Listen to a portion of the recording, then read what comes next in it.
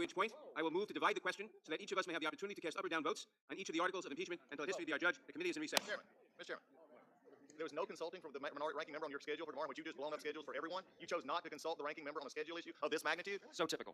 This is the kangaroo court that we're talking about. And you can see some of the Democratic members there, Privilege, Hall, Valdeming, some just packing up their things and leaving the room.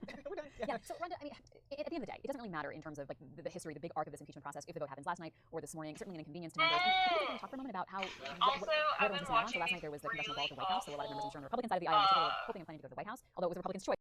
Videos through on a girl named Amberlynn Reed. Wait, really awful what?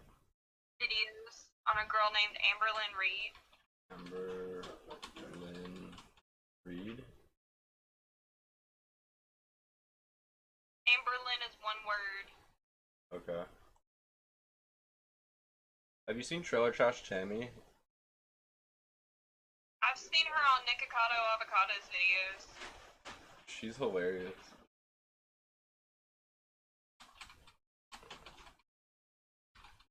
Wait, what's the one? There's two really funny ones that I'm thinking of. One where they're having a mukbang in their car and talking about how she met with her husband. And it's so funny. And then, oh, it's like the invisible prank. Wait,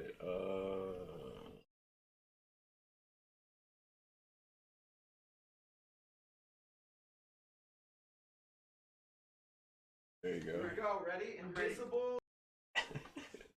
You will die laughing at this.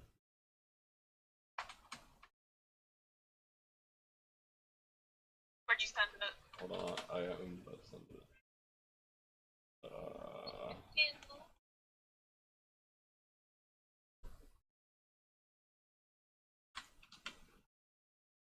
Okay, I just sent it to you. This is so funny.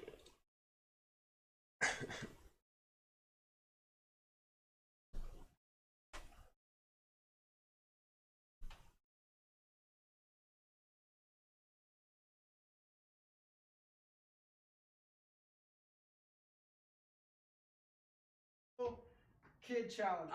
I'm ready. I'm ready, but come on. What should I do? Say abracadabra? Abracadabra, disappear. All right, abracadabra, make Tammy disappear. Oh. It didn't work. Oh my god. Oh my god. What? Where is she? Dude, Where'd she go? Where'd she go? Where is I'm she? right here. Where'd she go, man? Oh my gosh. I didn't go nowhere. Where is she? I'm right here. Where did she go? Get a picture of me. Get a I'm picture right of me. here. What do you mean? Get a picture of me. Oh my and her. god, I'm give me right a picture. here. Where did she go? I don't know. Let's see. Where is she? I'm right here. Where is she? This ain't funny. Oh my It's right fucking here. God. Come on. Let me take a picture. Yeah. See? Okay. Come on now. Oh my god, she's not there. She's not there, man. She's What not the in fuck? the photo. Oh my god. What the fuck? She's not in the photo. What the fuck? She's not in the photo. The phone's floating. The phone's floating. I'm right here, man. Where did she go? Oh What my the god. fuck? Tammy? Oh my Tammy. God. I'm right. Tammy. Tammy? Tammy, where are you? Tammy. There's, what does Oh my she god, have? Are those She has a dildos? dildo. Tammy! Tammy! Tammy! No, we're right here. We can see you. Huh? We We're can here. see you. You're not invisible. You're not invisible. We were doing a joke. It's a prank. How was I invisible a while ago? I set up the camera. It's a prank. No, I wasn't in the picture, Clayton. I know. We planned that earlier. It's not. We can see you. We can see. We you can see you. masturbate. You're here. We can feel you. We can touch you. You're here. You're real. Okay. Sorry. Y'all are running around saying we she's were just gone. trying to do a joke. No, on you. it's like an invisible kid challenge. It's just this thing. You can't masturbate in front of us. Fuck! Y'all tried to play one on me. It's just You a guys just joke. go. It's just a joke. Damn. It's not funny. Okay, can I finish what I started at least? You got any Crisco? I'll go get some. Turn that off.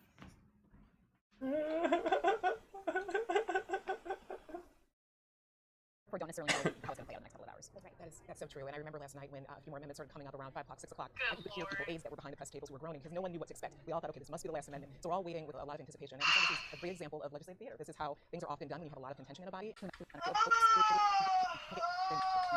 Went after We gotta get ready for the street. against the second of Senate trial, but it is a foregone conclusion when you have a leader in the Senate saying, in front of the Senate. And so, wisest.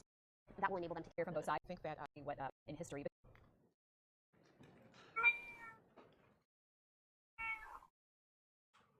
Are you so neglected? Are you so neglected? The nature of a substitute on articles of impeachment against President Donald J. Trump. The pending business is reporting the resolution favorably to the House. Reporting quorum being present, the question is now on the motion to report the resolution H.Res. 755 is amended favorably to the House. Pursuant to Clause 5 of House Rule 16, because the resolution contains two distinct propositions, we will divide the question between the two articles. The question now is on Article 1 of the resolution, impeaching President Donald J. Trump for abusing his powers. Yeah. Call the roll. It's ridiculous. Aye. Mr. Nather votes Sounds aye. very talkative. Ms. Lofgren. Aye. Ms. Lofgren votes aye. Ms. Jackson Lee. Aye. Ms. Jackson Lee votes aye. Mr. Cohen. Alright, Mr. I'm Cohen gonna votes let aye. you go. I have to Mr. Johnson, call Georgia. for Aye. Mr. Johnson, Georgia votes aye. Okay. Mr. Deutsch. Aye. Mr. Deutsch votes aye. Alright. Aye. Ms. Bass votes aye. But wait, am I Yes. getting on your Yes. stream or no? Mr. Jeffries. Aye. Mr. If Jeffries you want votes to, aye. yeah. Mr. Cicilline. Aye. Mr. Cicilline votes aye. Okay. Mr. Swalwell. I'm gonna talk Mr. about the Swalwell votes aye. elections in Mr. Raskin. Aye. Mr. Britain Raskin votes first. aye. Do you know anything about that? Aye. Mr. Ivo Didn't votes aye. Johnson get elected, or am I wrong? His party won a bunch of seats, and that means that Parliament will most likely make him PM. Right. I mean, was there a choice? I guess the Labour Party could have won. The Labour Party got a few, lost several seats. I don't know how UK elections work at all. They vote for Parliament, and then they vote for Parliament, and then Parliament votes for a PM. Whoever the party that wins in Parliament, they elect a PM. Uh-huh.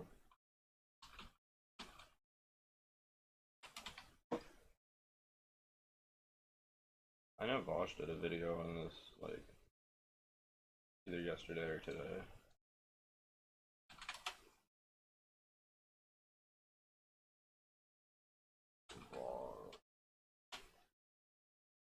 Did you watch this Oregon of a Cause video? Most name brand bars and body washes you rub on your skin are classified by the FDA as synthetic. You should watch that Yeah, video. we're doing another one of these videos. Gotta respond.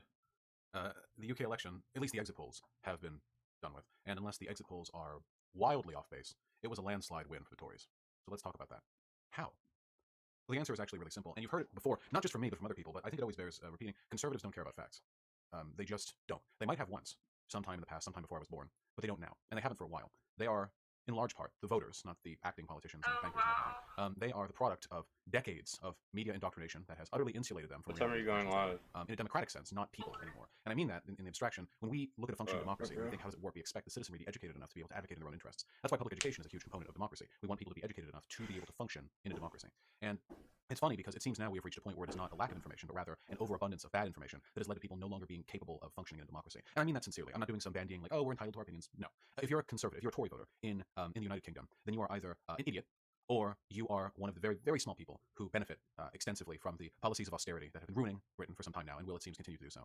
So how did we get here? I mean, Boris Johnson is unelectable. It really, really genuinely is. He's a half-wit who runs from interviews. He's failed to carry out his visions of Brexit. He lies frequently. His campaign promises are nonsense. He backpedals off of statements he's made previously. He recently hid in a refrigerator to avoid being asked tough questions by the reporter. He did essentially no campaign for this election. It seems as though his... Sorry, that was my dishes. I had soup. It seems as though the party officials, the Tories, try to keep him from as many interviews as possible because when they have to answer questions, they never come out looking that good because they don't have the answers people want. When you're asked the question, what will you do to make the country better? And you won't be. It's in your best interest to avoid the question altogether, because even answering with a lie opens you up to the scrutiny of fact checkers, which is, of course, the longtime enemy of the Tory voter, or the conservative in general, I suppose. Boris Johnson is highly unelectable. So is Donald Trump. We got him. We might get him again in 2020, because these people are, the voters for these people are no longer functioning citizens of the democracy. They're zealots. They're as capable of making informed decisions on the state of affairs of this place as a in what sense? A cartoonishly devoted religious person is on making decisions concerning school activities during middle school prom, or student activities during middle school prom. They're comically out of their depth. They're not capable. They have a message, and they'll do that thing. They don't care if it's reason to argue with. They don't respond to facts or figures or charts. The expertise of others can't convince them. Data can't convince them. and they don't care. Which is one of the reasons why if you go online right now and you look at any of these condolences boards for the Labour voters, you'll find the Tories there making fun of them, quite spitefully at that. And why wouldn't they? Because to them it's just a game. It's not some solemn, tug of war to determine which policies will rule the country. Most of them are just angry losers who are doing everything in their power to milk the brief glimmers of satisfaction they get out of their life before they return to the exact same policies of austerity that the Labour voters do for the next 4 or 5 years. 3 years ago, I was thinking about how to make more passive income online so that I could work from anywhere. And I was walking through Times Square in New York City on a Sunday afternoon. It was my first time in the city, and I saw one of those crazy sign spinners. And all of a sudden, it hit me. No, I wasn't going to become a sign spinner. But what do crazy sign spinners have to do with passive income online? Offline, this is one of the lowest paying jobs around. But did you know that online sign spinners get paid a whole lot more? I mean, this is my revenue from last month. And this is the award I got for making over $1 million in a year online. Confused? Let's think about it for a second. What is this guy doing? He's pulling people off the street and into a restaurant. The business owner pays him as long as he can bring in customers. Online, I pull people off of Facebook and into my clients' businesses. I've done this for real estate agents and financial advisors. So, or longer, because that's all they get out of it. And same for the Trump voter, too. So smug, owning the libs, do a wonderful job owning the libs, and then you take a step back. After these people are done owning the libs, they go back to their day job, which is a crippling medical debt, working multiple jobs just to pay rent, life getting worse by every conceivable measure, but they're fine, because things are getting worse for them, sure, but things are getting worse faster for the people they don't like. See, it's okay if they go back to the UK. It's okay if a Tory voter and a Labour voter suffer equally under British austerity, as long as some marginal aspects of the Labour voting pool, immigrants maybe, LGBT people, disabled people, suffer a little more. That's the game for them. It's a zero-sum game in which the misery of the marginalized is their privilege. It's their delight. And I don't think they're sociopathic, mind you. I don't think this is some sudden outburst of sociopathy somehow contracted amongst hundreds of millions. I think it's a very deliberate product of a very deliberate disinfo campaign put up by billionaires who pay media media analysts and TV spokespersons to disseminate information in a way that controls the way in which they respond to, well, the world, to reality. It's a very deliberate system, and it's broken our democracy. Our democracy can't function this way. It's not possible. There is no argument for voting for Trump or voting for Boris Johnson, unless you're an uber wealthy person, a billionaire, a banker, something along those lines, or you can somehow make a compelling argument, which I have yet to hear, which is that fucking over immigrants and non-white people will somehow make the country better. I've heard a lot of people who attempted to make that argument. It hasn't really sunk in yet. I've heard a lot of different strategies. We some full neo-Nazi, and some are just the sargon of Akkad types where they pretend it's not an ethno-state they're advocating for when they are in fact advocating for an ethno-state. There's so much diversity, ironically, in how the anti-diversity crowd tries to argue their deeply irrational talking points. So what do we do? Well, it's not impossible for some of these people to be brought over, but you knew that. But there's a better way. Let me Google the graph. I've been showing this a lot off on stream lately, It's gotten to be quite popular, this little graph. And I'm going to speak in it for perhaps not even close to the final time, in all likelihood. I love it when I right-click on these images and they only give me thumbnail-sized versions. Beautiful. United States of apathy. I know this is in England, but look, it is a county-by-county breakdown of the United States of America. If voting for nobody, abstaining from the vote, the 2016 U.S. presidential election, counted as a vote for someone called nobody. 445 electoral votes swept the nation. I haven't seen an equivalent of this chart for the UK, but I imagine things are comparable over there, though maybe not this bad. These are the people that we should be reaching. These tens and hundreds of millions of people who don't vote because they feel there's no one who represents their interests, who don't vote because they feel as though they don't have time to take out of their day, they've got kids, they've got work, who don't vote because they genuinely don't know what's going on. These are the people that we can reach. Every time we get young people signed up to vote, we aid the left. Every time we push for a federal holiday being instated during voting day, that's here in the US, though it has yet to happen, that's a move for us. Anytime we try to reach out to these people to show them we represent their interests too, that's our move. Because the red blocks on that map are, I'm going to be perfectly honest, in a political sense, in a democratic sense, they aren't really people anymore. You can count on them to represent their own interests and respond to the ebbs and flows of democracy, to respond to the needs of the Republic, to respond to the needs of the United Kingdom, about as effectively as you could expect a rock in a savanna to move with the wind. It's no longer, in that respect, part of the, it doesn't respond, it's not part of the ecosystem. It's genuinely disgusting. I do believe that there are conservatives to be reached out to, but for the most part, I'll be perfectly clear, my feelings towards these people are reprehensible. And often it's not even their fault. It's not even their fault they're that misguided or stupid or hateful, in the case of the bigots, of which most of them are. It's just the system that we have let exist through the perpetuity of hierarchy, through allowing an uber-wealthy group to pay off media outlets and disseminate information that ensure their perpetuity out there. Capitalism.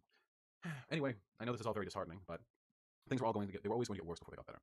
So, cheer up, lad, mate, and remember that as overwhelming as the tide against us may sometimes seem, and it is, in many respects, the fact remains nonetheless that their electoral supremacy relies exclusively on the ability to break the human brain until it stops being able to recognize what is and is not good for it, to destroy their ability to perceive information.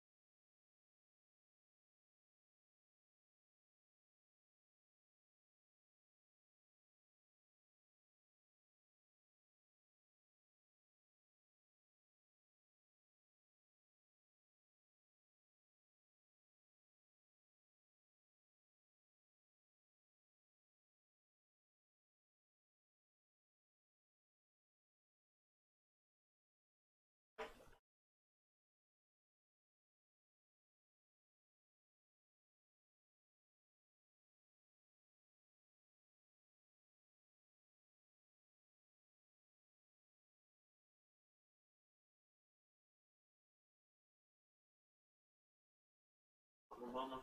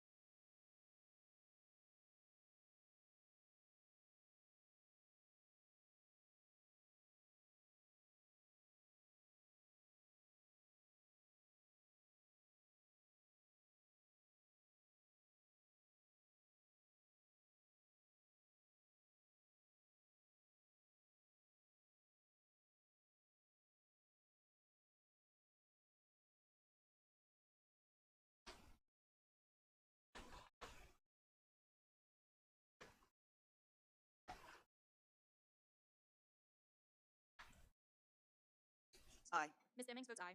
Mr. Correa? Yes. Mr. Correa votes yes. Ms. Scanlon? Aye. Ms. Scanlon votes aye. Ms. Garcia? Aye. Ms. Garcia votes aye. Mr. Neguse? Aye. Mr. Neguse votes aye. Ms. McBath? Aye. Ms. McBath votes aye. Mr. Stanton? Aye. Mr. Stanton votes aye. Ms. Dean? Aye. Ms. Dean votes aye. Ms. McCarcel-Powell? Aye. Ms. McCarcel-Powell votes aye. Ms. Escobar? Aye. Ms. Escobar votes aye. Mr. Collins? No. Mr. Collins votes no. Mr. Sensenbrenner? No. Mr. Sensenbrenner votes no. Mr. Shabbat? No. Mr. Shabbat votes no. Mr. Gomert? My vote is no. Mr. Gomert votes no. Mr. Jordan? No. Mr. Jordan votes no. Mr. Buck? No. Mr. Buck votes no. Mr. Radcliffe? Mr. Radcliffe votes no. Ms. Roby? Ms. Roby votes no. Mr. Gates? No. Mr. Gates votes no. Mr. Johnson of Louisiana? No. Mr. Johnson of Louisiana votes no. Mr. Biggs? No. Mr. Biggs votes no. Mr. Whose McClintock? child is that? Mr. McClintock votes no. Ms. Lesko? No. Ms. Lesko votes no. Mr. Reschenthaler? No. Mr. Reschenthaler votes no. Mr. Klein? No. Mr. Klein votes no. Mr. Armstrong? No. Mr. Armstrong votes no. Mr. Stubbe? No. Mr. Stubbe votes no. Does every member voted who wishes to vote? Mr. Chairman, may I ask how I'm recorded? How was the gentleman recorded? Mr. Gomer, you're recorded as no. Yeah, I want to make sure. Clerk will report. Mr. Chairman, there are 23 ayes and 17 noes. The article is agreed to. The question now is on Article 2 of the resolution, impeaching President Donald J. Trump for obstructing Congress. The clerk will call the roll. Mr. Nather? Aye. Mr. Nather votes aye. Ms. Lofgren? Aye. Ms. Lofgren votes aye. Ms. Jackson Lee? Aye. Ms. Jackson Lee votes aye. Mr. Cohen? Aye. Mr. Cohen votes aye. Mr. Johnson of Georgia? Aye. Mr. Johnson of Georgia votes aye. Mr. Deutsch? Aye. Mr. Deutsch votes aye. Ms. Bass? Aye. Ms. Bass votes aye. Mr. Richmond? Yes. Mr. Richmond votes yes. Mr. Jeffries? Aye. Mr. Jeffries votes aye. Mr. Cicilline? Aye. Mr. Cicilline votes aye. Mr. Swalwell? Aye. Mr. Swalwell votes aye. Mr. Liu? Mr. Raskin? Aye. Mr. Raskin votes aye. Ms. Jayapal? Aye. Ms. Jayapal votes aye. Ms. Demings? Aye. Ms. Demings votes aye. Mr. Holds Correa? up the Constitution. Mr. Correa votes yes. Ms. Scanlon? Aye. Ms. Scanlon votes aye. Ms. Garcia? Aye. Ms. Garcia votes aye. Mr. Neguse? Aye. Mr. Neguse votes aye. Ms. McBath? Aye. Ms. McBath votes aye. Mr. Stanton? Aye. Mr. Stanton votes aye. Ms. Dean? Aye. Ms. Dean votes aye. Ms. McCarcel-Powell? Aye. Ms. McCarcel-Powell votes aye. Ms. Escobar? Aye. Ms. Escobar votes aye. Mr. Collins? No. Mr. Collins votes no. Mr. Sensenbrenner? No. Mr. Sensenbrenner votes no. Mr. Shabbat? Mr. Shabbat votes no. Mr. Gomer? No. Mr. Gomer votes no. Mr. Jordan? No. Mr. Jordan votes no. Mr. Buck? Mr. Buck votes no. Mr. Radcliffe? Mr. Radcliffe votes no. Ms. Roby? No. Ms. Roby votes no. Mr. Gates? No. Mr. Gates votes no. Mr. Johnson of Louisiana? No. Mr. Johnson of Louisiana votes no. Mr. Biggs? No. Mr. Biggs votes no. Mr. McClintock? No. Mr. McClintock votes no. Ms. Lesko? No. Ms. Lesko votes no. Mr. Reschenthaler? No. Mr. Reschenthaler votes no. Mr. Klein? No. Mr. Klein votes no. Mr. Armstrong? No. Mr. Armstrong votes no. Mr. Stubbe? No. Mr. Stubbe votes no. Is there every member of the committee who wishes to vote voted? Clerk will report. Mr. Chairman, there are 23 ayes and 17 noes. The article is agreed to. The resolution is amended as ordered reported favorably to the House. Members will have 2 days to submit views. The resolution will be reported as a single amendment in the nature of a substitute. Without objection, staff is authorized to make technical and conforming changes. Without objection, the committee is adjourned. Mr. For what purpose does the gentleman seek recognition? Pursuant to Clause 2L rule, I give notice of intent to file dissenting views. Notice is heard. Without objection, the committee is adjourned.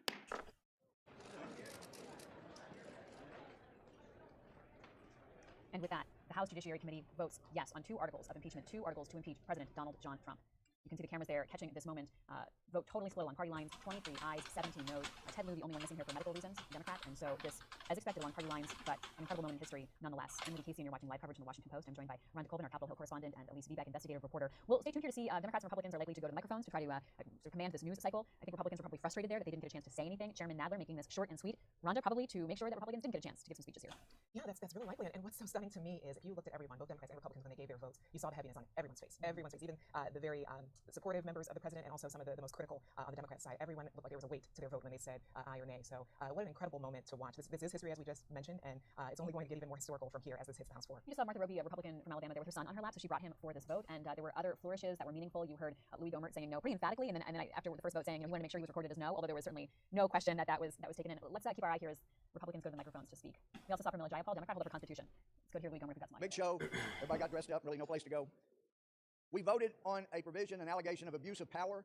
There was an abuse of power at the Department of Justice. There was an abuse of power at the FBI. There was abuse of power at the FISA court. There was abuse of power in our intel community. There was abuse of power. Even DOD was paying money to help set up the president. So there were all kinds of abuses of power, perhaps none more so than in the House of Representatives by the majority. This is an outrage. It sets the bar for any president of any party for the future to go through 3 years of hell like this president has. It's really unfortunate. This is a sad day for the country. It's going nowhere in the Senate, but I really hope and pray the Senate will not just pick it up and dismiss it. America needs to hear from the witnesses. And we didn't get to hear from them here. This was a kangaroo court. Outrageous to put the country through this, and we get a report. And we don't even get to examine the maker of the report. So it's a very sad day. I'm just glad I had such an incredible team I got to be on. These are really quality folks. Debbie, go on. Well, this is really a travesty for America, and it's really tearing America apart. I have never in my entire life seen such an unfair, rigged railroad job against the President of the United States. I have known that my fellow Democrats were going to go for impeachment since January of this year when they got power. And here we are today.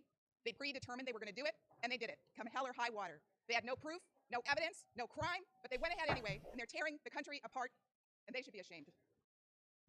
The founding fathers, the founders of this country, warned against single-party impeachments, and they had a very specific reason for warning us against that. They said that it would be bitterly divisive, perhaps irreparably divisive for the country, and that's what's happened now. This is the first time in the history of this nation, in 243 years, that a president has been treated in this manner, when one party has followed and pursued a predetermined political outcome to get to that end. You have to remember that before the famous July 25th phone call between President Trump and President Zelensky that supposedly sparked all of this whole charade, 95 House Democrats had already voted to proceed with impeaching Donald Trump before any of these facts came forward. That's just not right. They determined this. They said it from the day he took his oath of office that they would remove him, and they pursued that end. So this is what we're left with. 14 hours yesterday and a few moments this morning, this anticlimactic end to this whole charade, was fitting and appropriate. There wasn't much there, and that's what happened here. I think the American people are going to militate against this. I think the polling shows that they've been very frustrated. They see what's happened here. They see the lack of evidence. They see this paper-thin impeachment proceeding, what ultimately developed of it. There's nothing behind it. I think we showed that very clearly, and I think there's going to be a huge political price paid by the Democrats at the polls next year. And what we're ultimately concerned about, beyond the price that's paid in this short-term period, is what this is going to do to our republic going forward. The founders were right. They have divided the country even further, and I think that it's going to be very difficult for us in this institution to put this genie back in the bottle, and that's ultimately what we're also concerned about. In the media, you should hold the Democrats to the standard that they set for themselves, not the standard they set back in 1998 when Jerry Nadler said that impeachment would have to be supported by substantially a bipartisan group to be legitimate. Look at the standard they set for themselves just a few months ago. Democrats said that the evidence would have to be overwhelming, and yet in hearing after hearing, the evidence they presented was either hearsay, speculation, conjecture, or the result of a policy disagreement about how to treat the Ukraine. Democrats promised that after public hearings there would be some newfound animated public support for impeachment. The reality is they failed to meet their verdict. And so now, with no bipartisanship, matter of fact, the only bipartisan vote will be a bipartisan vote against impeachment. With no direct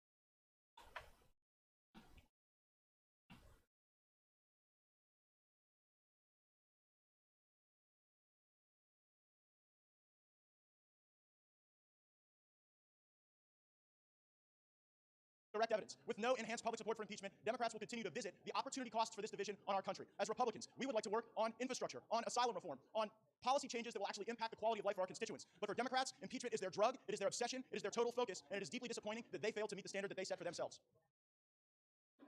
Questions? About the precedent that sets on obstruction of Congress and faction administration did not comply, not cooperate at any point with that the does not happen. No, the administration has cooperated with fair and reasonable oversight. But when Democrats made clear that this was not about oversight, it was about impeachment, it was about an illegitimate process, then I think that reasonably informed the administration's position on whether or not to validate this absurd process. Wait a minute. Cooperated or provided some information in their impeachment. Yes, let me address this as we did yesterday. You have to understand that the Trump administration has cooperated. Okay, just this year, they understand Congress's oversight and investigation responsibility, and they've acknowledged it. 25 members of the administration have testified before oversight. 20 have testified before the Judiciary Committee. When the impeachment proceeding began, over 100,000 pages were submitted by the White House to Congress pursuant to our request. And of course, he immediately released the transcript, the famous transcript of the phone call. The president has not been obstructing this at all. What he's worried about is the process, is this unprecedented charade that's going on. Adam Schiff controlling this in a basement, having secret hearings, cherry-picking witnesses, denying Republican questions, not allowing Republican witnesses to come forward. There's been no chance for the president's counsel to participate in the early stages of this. This whole thing was rigged. I'm an attorney. Many of us are. If we were advising our client, and our client in this case happened to be Donald Trump, we would tell him not to participate in that because it's an ambush. We got ambushed last night on the scheduling. At every stage of this, the Democrats have tried to railroad the president, and that's why he's had some concern. The fact that they brought an impeachment claim of obstruction is absurd. The Obama administration, the one just prior to this one, went to court. They didn't turn in pleadings and all the documents and witnesses that were requested in the Fast and Furious investigation. They went to the third branch of government. That's the way our system is set up. When there is a natural impasse that develops between the legislative and executive branches, we have the third branch of government, the judiciary. They could have easily gone a few blocks away to a federal court, gotten an order to compel the production of anything else they needed, but they didn't have time to do that. You know why? We all know why. Because they guaranteed to their radical left base that they would impeach Donald Trump by Christmas. That's why we're here. That's why we've done all this, and that's why they didn't go through the normal process, the custom and practice of every previous administration in the modern era. At the end of the day, the Democrats control the House of Representatives. They can determine what the process is. You guys might not like it. There are politics in this. There were politics in 1999 with President Clinton. We hear what you're saying, but that said, don't they have the right to handle this in the fashion? They don't have the right to abuse the process, and this was a total abusive process. It was a witch hunt. That's why they could not settle on a charge until they had exhausted it. There was no evidence of a crime. And let me just tell you, if the DOJ and the FBI went after you and your family and your business associates, harassed them, and you find out, as the president did early on, this was all a scam to bring him down, then you would be wise, and I bet most any attorney would say, don't you go and give, they're looking for anything. Don't help them crucify you. It would not be smart. The president did the right thing. The obstruction of justice was right here. Well, of course, also DOJ, FBI, but hopefully there'll be people pay for that. Says that it's not likely to bring forward witnesses in the Senate trial. That'd be a big mistake. Call for witnesses. How do you think that you're actually going to get your story out? This is not what the Senate promised that for months now they would have witnesses, and I really understand the desire. This was a ridiculous process, a report, no real witnesses here. So I understand their desire to just get it behind us, but the country needs to hear what a farce this was. They really need to bring in witnesses. They're the chance to clean this mess up, and I sure hope they will. This is a president who just yesterday called a teenager on the autism spectrum a person with an anger management problem. Does that make it harder to defend him this vigorously? The president communicates in a unique way. He doesn't communicate the way I do, and wait a minute, let me answer. 63 million Americans voted to make him the president of the United States.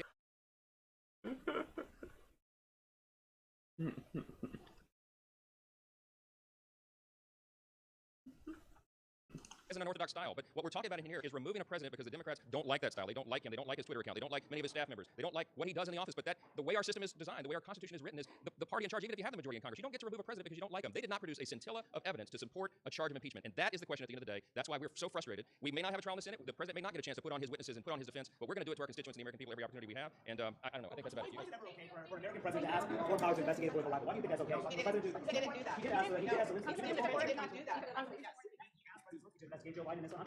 That was because I think logically, more likely than the Democrat story, is because he wanted to vet out the corruption. He had seen the video of Joe Biden bragging about how he was going to withhold $1 billion from Ukraine if they didn't fire the prosecutor, the same prosecutor that had been investigating Burisma, the corrupt company where his son was getting paid to be on the board. That's corruption.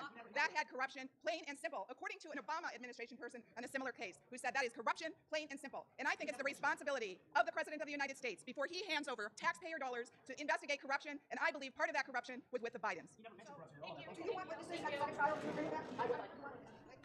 Republicans giving their perspective on what just happened. The Judiciary Committee passing these 2 articles of impeachment. I'm Liddy Casey, and you're watching live coverage in the Washington Post. Rhonda Colvin is here with me, as well as Elise Bieback. You heard Mani Raju of CNN throwing out that question as Republicans walked away, asking about how they could justify the president asking a foreign power for an investigation. And we did see Debbie Lesko of Arizona come back and try to explain it. Elise, but Republicans seem to be able to avoid talking about that a lot over the last couple of days. That's right. And their case is that Donald Trump was concerned about corruption in Ukraine. They believe that Hunter Biden's former position on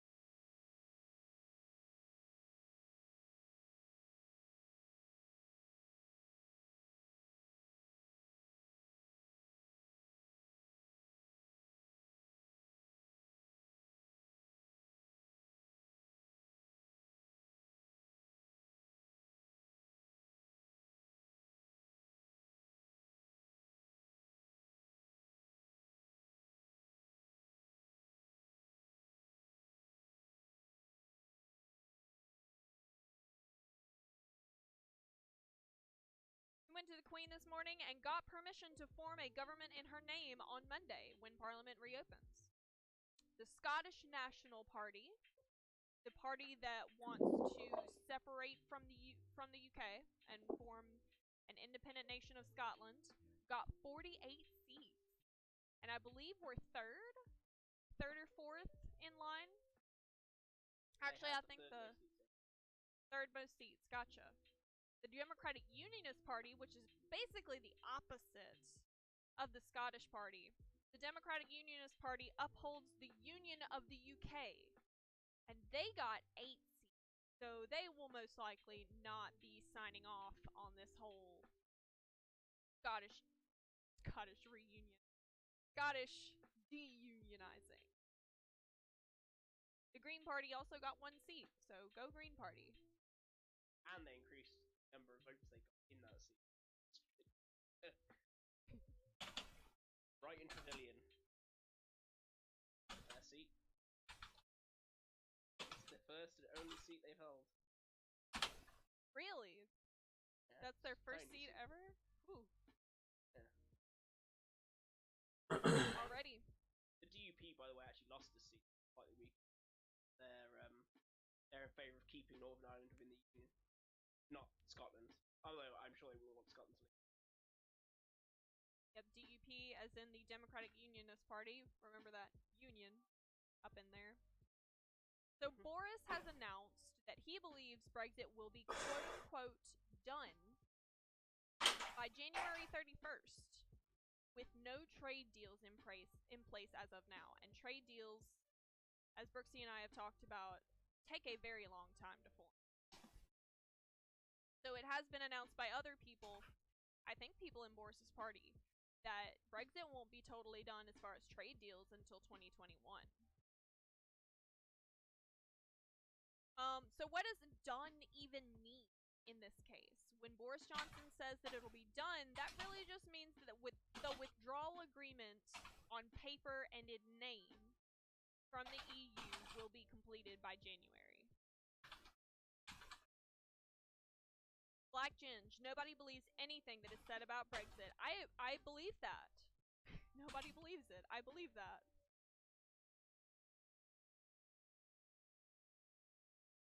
Boris Johnson did a cleanup in his own party? He did do a cleanup. He before he ran, he ejected a lot of the MPs that he just him in the House. So he just kicked them out. Just kicked them out of the party, yeah.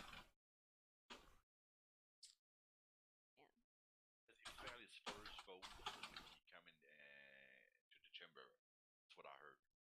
Yeah, so when he first tried to put his deal through, a number of the MPs didn't want to go along with him, so he basically fired them. Because that's what he said he'd do if they didn't go with him. So. But now the people in Parliament are apparently all for Brexit, united behind him to get Brexit done. Yada yada yada. I think everyone just wants something to be done. They want Brexit to either be thrown out the window or done. That's all they want.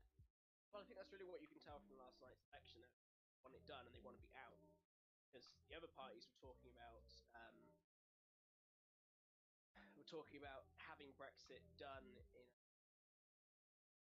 by having a referendum, should accept the deal or leave. However, Johnson's just saying we're leaving, one way or the other. So he has a majority now to make that happen. There's nothing the other parties can do to stop him. Yeah, because again, as Brooksy pointed out to me before the stream started, Boris at this point with his landslide majority could have 30-odd members of his own party disagree with him and still get stuff done. Boris wants to, with his majority, and in his place of power, Boris would like to increase police spending, first of all. He wants to increase the officers on the streets by 20,000. He also wants to invest in the NHS, the National Health Service of the UK, but there is much conjecture on how that will actually work. For instance, He says that he's opening 40 hospitals.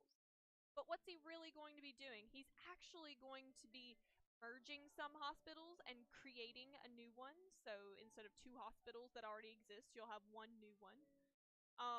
He's also revamping a lot of old ones and counting those as being new hospitals as well. So is he really going to open 40 hospitals?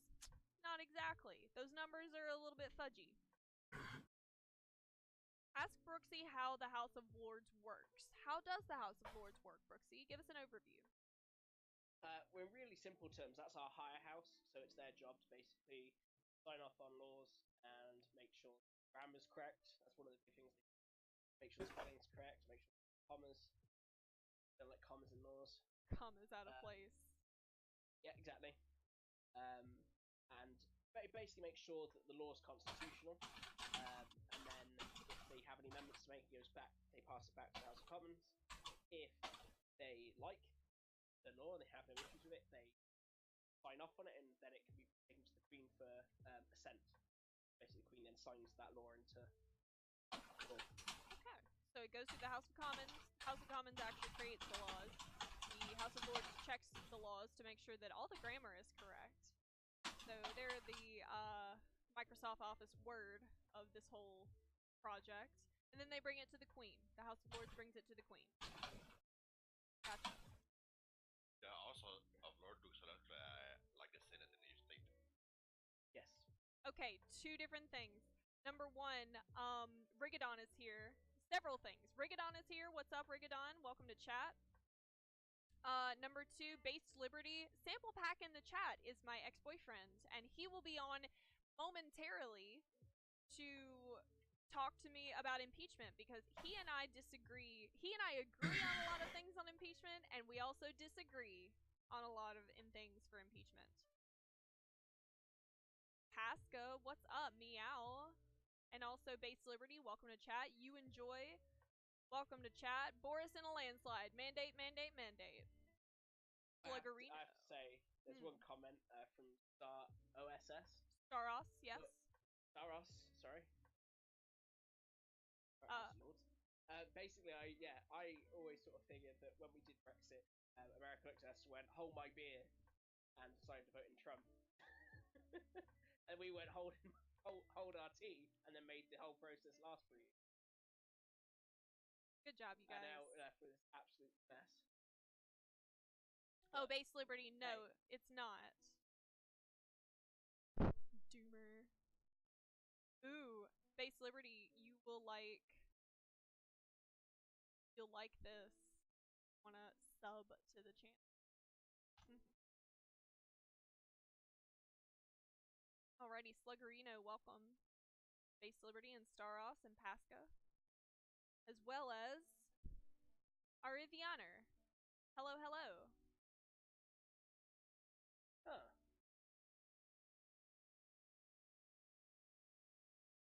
Can't sub. Spent all my money on celebration drinks. Gotcha, Based Liberty, no prob.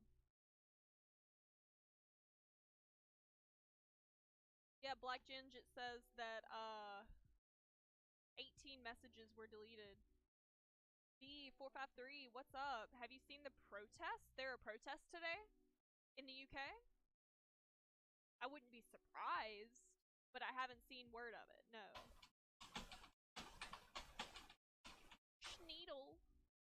Schneedlewoots. What's up, man? In Westminster, apparently. Yeah, Schneedle. There's protests on the streets of London. Oh, wow. Basically saying, hey, despite the democratic election, we should not follow this government. Thought I was gone for good. Hell nah, man. I was always gonna come back. It just took me a minute. By the way, you guys, if you're new here, please join the Discord. The Discord is where everybody comes together and makes new content for this stream, because I literally couldn't do this without the help of people who put stuff in my Discord for me to read. So thank you to everybody who does that for me. Alrighty. One more thing that Boris wants to do, he wants to improve transport links. from the north to the south of England, because apparently, I didn't know this, northern England is having a really hard time with growth right now. Brooksy, why is that? Why is the north of England having a hard time with growth? Is it just a more rural area? Wow. That's a hard question to answer. The simple answer is Thatcher. Margaret Thatcher closed down a lot of the in the north, a lot of the coal pits in the north. Basically, the north's had a very hard time recovering because subsequent governments have tried to help the north recover, but it's been pretty lackluster. Nothing's really worked. And austerity, yeah, hasn't helped either. Is it the one long ago? You're thinking of Scotland. We're talking about the north of England. Not the north, not the very north of the country, the north part of England. Sluggerino, yes, this is Snyder's on tyranny. Don't get paranoid like him thinking Trump is the end of democracy in the USA. I'm not paranoid. I don't think Trump is the end of democracy, but I did really enjoy this book. I highly recommend it. Timothy Snyder's on tyranny. You can also see me, it's one of my favorite little quick reads. So if you look in my stream background, my banner when I'm not on stream, you can see it. I had portraits taken because if you don't follow my Instagram, you may not know that I model for an agency, and I had portraits taken by one of my favorite photographers of me doing some things around my room, wearing the Super Jesus hat that our Super Jesus emote is based on, things like that. Had some stuff taken for the stream just so that we can have good optics, basically. Right side of history, the Canadian election is honestly more important than the UK, and the Buckeye says Canada who. Yeah, when is that? Glaring Husky, welcome to chat, my dude. Is that British guy your ex-boyfriend? No, he is not. He is one of my best friends, but he is not one of my ex-boyfriends. We will be getting sample pack on momentarily because we are done with the updates on the UK election. Justin is the biggest joke. Yeah, when is the Canadian election? Yeah. Oh, okay. Can you miss them? Unlike the US, they don't take a year to happen. They just happen. No notices until the day after. Huh. Even the Canadian. It didn't take a year, just nobody talks about it. Yeah. No one cares. Just like that black drama. Yes. Let me see. I'm going to update title really quick, and we're going to get sample pack in here. Alberta will be the 51 state. Will be the 50. Oh look. Alberta. Well, will it be Alberta or Puerto Rico?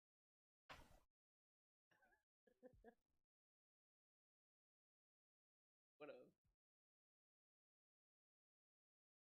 And Alberta did wish to join the United States. They want But does the United States want to back? Hell no. There you go then. We certainly wanted Greenland, didn't we? That was embarrassing. Greenland wasn't for sale. That was embarrassing. They were only for parties. For anybody who didn't catch that, Donald Trump offered to buy Greenland not that long ago. Super embarrassing. All of the rest of it. Alrighty, so we have updated. Denmark didn't like it at all. Denmark didn't like it at all. Cyborg, thank you for the follow. Welcome to the family, my dude. How long did it take you to Brexit with your boyfriend? There we go. Sample pack and Not 3 years. That's true. Yeah, not 3 whole years. We did it much more efficiently than that. It was not efficient. Is that sample pack right there? Oh, you gotcha. Okay. Hello, friends. Alrighty. So me and sample pack got into it earlier today on the phone, talking about how the impeachment is gonna go, and I thought it would be a good idea to bring him on and have him go back and forth with me on stream so that it could at least be productive. Sample Pack, you have a lot of strong opinions on Donald Trump as well as what he's done to be impeached. How about you give us a little overview of how you think this impeachment hearing has gone so far, this impeachment overall? Wait, so what's the question? How do I think that the impeachment has gone so far? Yes. As a whole, since the impeachment has been officially laid down with the 2 articles, for those of you who don't know, it has been completely officially assigned that he committed the crimes in Mississippi, high crimes in Mississippi, of obstructing Congress as well as abuse of power. He is kind of whispering. Okay, Noah, can you be a little bit louder, or can you turn up your? I'm whispering. Am I whispering now? No, I don't think you're whispering now. You're good. I wasn't whispering before. I just didn't have my. I was on push to talk, so Oh, gotcha. it probably wasn't me. Okay. Am I clear? Talk. Yeah, you're relatively clear. There we go. Okay, you shouldn't be on push to talk anymore. Am I on push to talk? No, I am. Needle says, if Donald Trump was elected again in 2020, but you could replace Hello? him with Richard Nixon for the term, would you do it? No, I can at least predict what Donald Trump is going to do. Oh, Nixon might be better than Trump, because Nixon respected the process. Trump has obstructed Congress and obstructed, like, he won't let anyone actually testify. So at least Nixon let people testify. Nixon did let people testify. So again, the question for Noah was, the question for Noah was, how do you think this has gone so far? Do you think it's a farce? Do you think that Donald Trump has made a farce of it? Well, obviously the impeachment has gone really well for the House, as well as it could go. But that being said, Trump has, as he's been impeached on, been obstructed on Congress, or been obstructing Congress. And how specifically has he obstructed Congress? Well, he hasn't let key witnesses testify. The State Department hasn't let key witnesses use their notes, use the memos that were written at the time, use their emails as part of the testimony. So Congress basically can't do their job in investigating Trump because he has not let key witnesses testify. And who are those witnesses? Well, they're John Bolton, Mick Mulvaney, Mike Pompeo,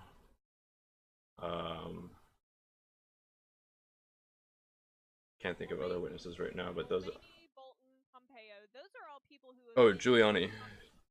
Rudy Giuliani. Rudy Giuliani obviously was not going to testify. That is Donald Trump's personal lawyer. There was no way. There's no attorney privilege here. You got a subpoena. You're supposed to testify. I don't know if they were subpoenaed. Did the House subpoena witnesses? That is one of the things, though, that Trump seems to be getting really confused on. He keeps making out that he's not being given himself. He's not being allowed to have an attorney present. But he has been. He has been. It's It's a House hearing. Yeah. It's not a legal case. But no, but the House was allowing Trump to have witnesses. They allowed Trump to testify. They allowed Trump to bring witnesses, and they refused. So this is a lie that's being perpetrated by the right. That's a complete lie. They invited Trump and his attorneys to bring witnesses. They just didn't want to. They waived that right. They waived the right of Trump to testify and of the entire administration to participate in the proceedings, and it has caused a lot of janky stuff to go on. Impaled Tengu specifically asked, what did Trump do wrong? And according to the 2 articles of impeachment, he has obstructed Congress and he has abused his power. He first abused his power by going going into a quid pro quo with Ukraine. He was going to take away Ukraine's aid in their fight against Russia because they were not going to investigate Joe Biden and Joe Biden's son. Yeah, Now, that's after that abuse of power, he obstructed Congress in their investigation of that phone call. so all of this is proven, Tengu. Like it's proven that he did this. Like so there's a call that happened between Trump and between President Zelensky of Ukraine, and you want the source? There's a transcript. Okay, call transcript. Trump. It's not a transcript, but everybody calls it a transcript because that's all they got. So look, here's the source. You can read the transcript of the call. Okay. Tableback, you gotta put it in the Discord. Put it in the general chat of Discord because we don't allow links. Okay. It's in the. I'll do it in the general chat of Discord. Yeah. Wait, am I in general? Okay. He made a call that he published the So, transcript. yeah, so that isn't the actual transcript. You can type exclamation Discord.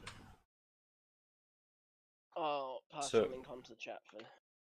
So, okay. Anyways, the point is that Trump had a call with Zelensky, and on the call, Trump says, I would like you to do us a favor. Now, when someone says, I would like you to do us a favor, and you're talking president to president, that's basically a demand. Now, it's not just basically a demand. Between the president of the United States and the president of Ukraine, it is a demand.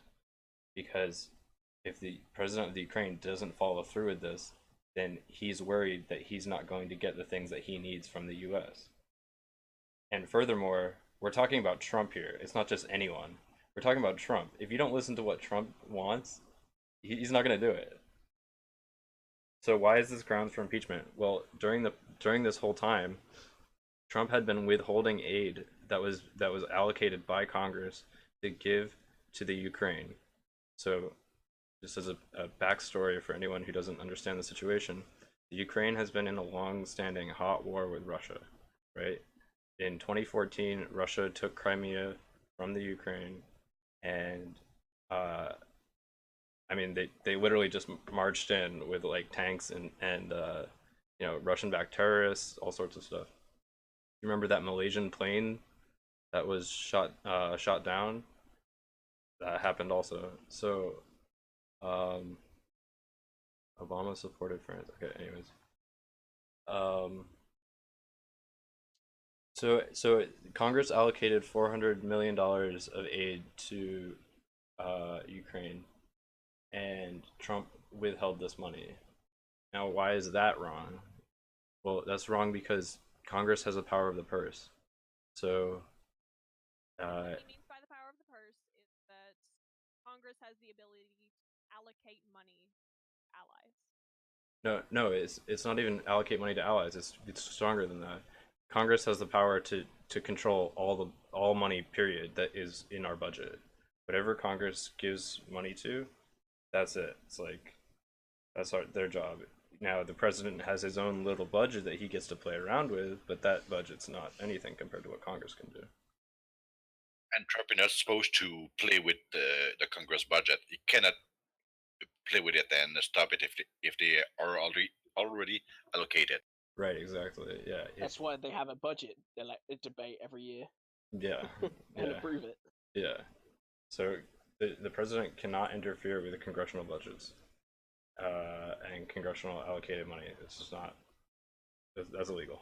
Is that illegal, or is it simply not done? Because It's illegal. what we were getting into is the executive powers that are granted to the president. Now, for those of you who missed my Article 2 stream the other day, the president is granted what's known as vesting clause executive powers, and it is very much contested whether or not executive powers are specifically just the things that are already said in the Constitution, or if those executive powers are things that are not necessarily granted in the Constitution. Now, it has been proven before that the vesting clause includes things that are not in the Constitution, because we have several different lawsuits that have come up that have granted the president to do things like the power to do things like grant bodyguards people in the administration who are in danger of being stalked or murdered.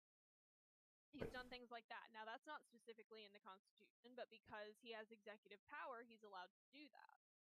Yeah, but Congress has sole power of the purse. So when you say vesting, vesting doesn't really mean anything, right? Congress is vested with the power of the purse, right? So Congress has that power. So if you remember Iran-Contra, Iran-Contra was like a whole big affair, but what happened was that members of the Reagan administration basically set up illegal money laundering and illegal arms deals in order to get money to subvert Congress, and they used those funds to do things in the Contras in Nicaragua. So the Reagan administration sold illegal arms to Iran and used that money to do things in the Contras in Nicaragua. So they're subverting. I know we're not talking about Reagan, but the point is that Congress has the power of the purse, and that power is so respected that during the Reagan administration, they tried to subvert the power of the purse and get their own funds, right? So they literally have no power over the purse. And the way that Trump did this is that he contacted the Office of Monetary and Budget, or what is Mick Mulvaney's role? Mick Mulvaney. Thank you so much for the follow, my dude. Here again. Yeah, Office of Management and Budget. What was that budget? So Mick Mulvaney is a Trump appointee, and he's the director of the Office of Management and Budget. Right, so he is one of those, butt kissers for Trump, right? And so whatever Trump wants, he'll do. And so in this case, Trump just talked to Mick Mulvaney and said, Mick, you need to stop this money from being given to the Ukraine. Who is talking right now, if I might ask? Pangu, that is my ex-boyfriend. His name is Sample Pack, if you want to go give him a follow. Also, Tattoo Lover 26, thank you for the follow, my dude. We're on the road to 1,000 followers, so if you haven't followed already, please do so. Well, I feel like I'm kind of rambling, so maybe you can redirect me. You are giving very important context. I appreciate the context from the Reagan administration and the power of the purse. My question, however, is whether or not that power of the purse was actually subverted. So did Ukraine actually end up getting aid that they were promised? Well, yes, they've got the aid that they were promised, but that's not relevant to anything. They did, but only after the text was released by the whistleblower, and they didn't manage to use all the fund. So I think they got to 86% for now, and they're supposed to have a special fund to continue the spending. But if it wasn't for that, they already it was supposed to be already all spent. But furthermore, it doesn't matter whether or not they got the funds in the end. It doesn't really matter. If you're holding up the money, then you're holding up the money, right? But the point is well taken that also if you suddenly release the money after you're caught because someone blew the whistle on you, that doesn't look good either, right? Either you have a good reason to hold up the money or you don't. So. Okay. Alrighty. My other issue with this impeachment article, not this impeachment article specifically, but the other one, abuse of power. My problem with that one is that it's very nebulous.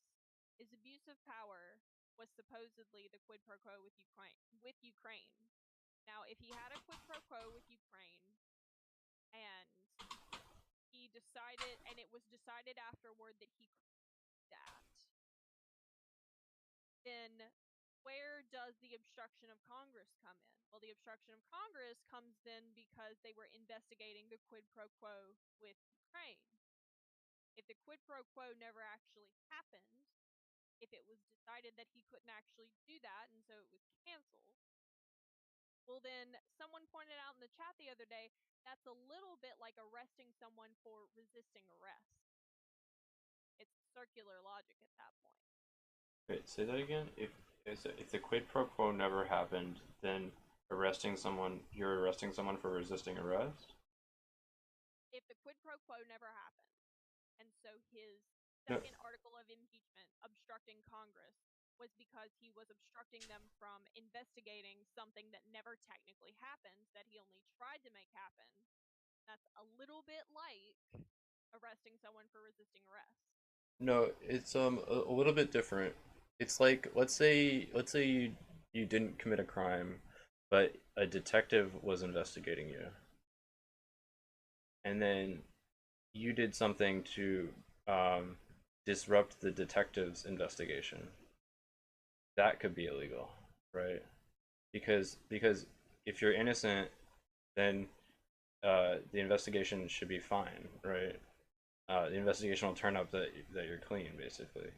Now, you could also always argue that in court, but it's not exactly like resisting arrest. It's more like abusing your power to resist arrest. It's more like committing a crime after having committed a crime. So it's like if you're sent in jail for a preventive measure and you kill somebody in jail, then the first time you get in jail, you're innocent, but you still kill somebody in jail. You're still gonna be accused of murder, even if the first charge wasn't false. No, but Johnny's hypothetical was saying that suppose that no crime was actually committed and he's still being investigated, then is it okay for him to obstruct the investigation? Was he obstructing the investigation by saying that his administration officials did not have to testify? Yes. That's really the crux of the Article 2 issue, is does the president have the ability to grant executive power, grant executive privilege to members of his administration? Now, it's since been said that he doesn't have that power. It's gone through a couple of courts, and they've said that he doesn't have that power with the specific administration officials that he was referencing. Well, he also didn't exert any executive privilege. He didn't assert any executive privilege to prohibit these guys from testifying. They just said flat out, no, we're not testifying. Right side of history, what happened to the right to remain silent? Well, that doesn't involve going against a subpoena. Even if you are subpoenaed, you still have to show up for the subpoena, but you can say that you have the right to remain silent within that court hearing that you are being. This also isn't a court hearing. Yeah, this is not a court hearing. This is an impeachment hearing. Yeah, so this is not court, and Trump does have the right to remain silent. So Trump doesn't have to testify against himself, but others can still be testifying against him. I don't think the Fifth Amendment extends to other people. I mean, other people can choose to appear and then not plead the Fifth. Yeah, no, but the Fifth Amendment is the right to avoid self-incrimination, not to avoid incriminating other people. Right? But they would be part of that crime since they helped for any part of it. Yeah, I don't know how that works. But they need to prove that the testimony this person is refusing to give would not incriminate them. Just to say that they can't plead the Fifth. Sorry, you used a double negative. Say it again. Yeah. Well, so the Fifth Amendment prevents them from incriminating themselves. If they're pleading the Fifth, then the burden of proof would be on the court to prove that their testimony would have not incriminated them. Right. Yes.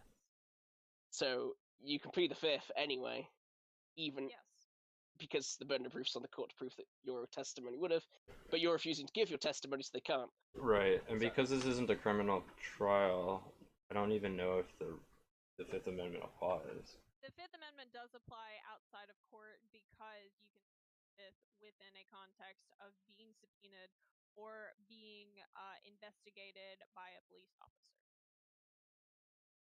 That's why it's involved in the Miranda rights. But he also stopped other people, even if they want to testify, they can because he ordered them not to. By the way, you guys, just so everybody who just came in knows, in the background we have my ex-boyfriend, Sample Pack. We have my producer, Brooksy, and we also have my friend, Leader Lambda, making commentary. So, welcome to everybody who has just joined. My name is Johnny. We do politics here on this stream, and we're talking about the impeachment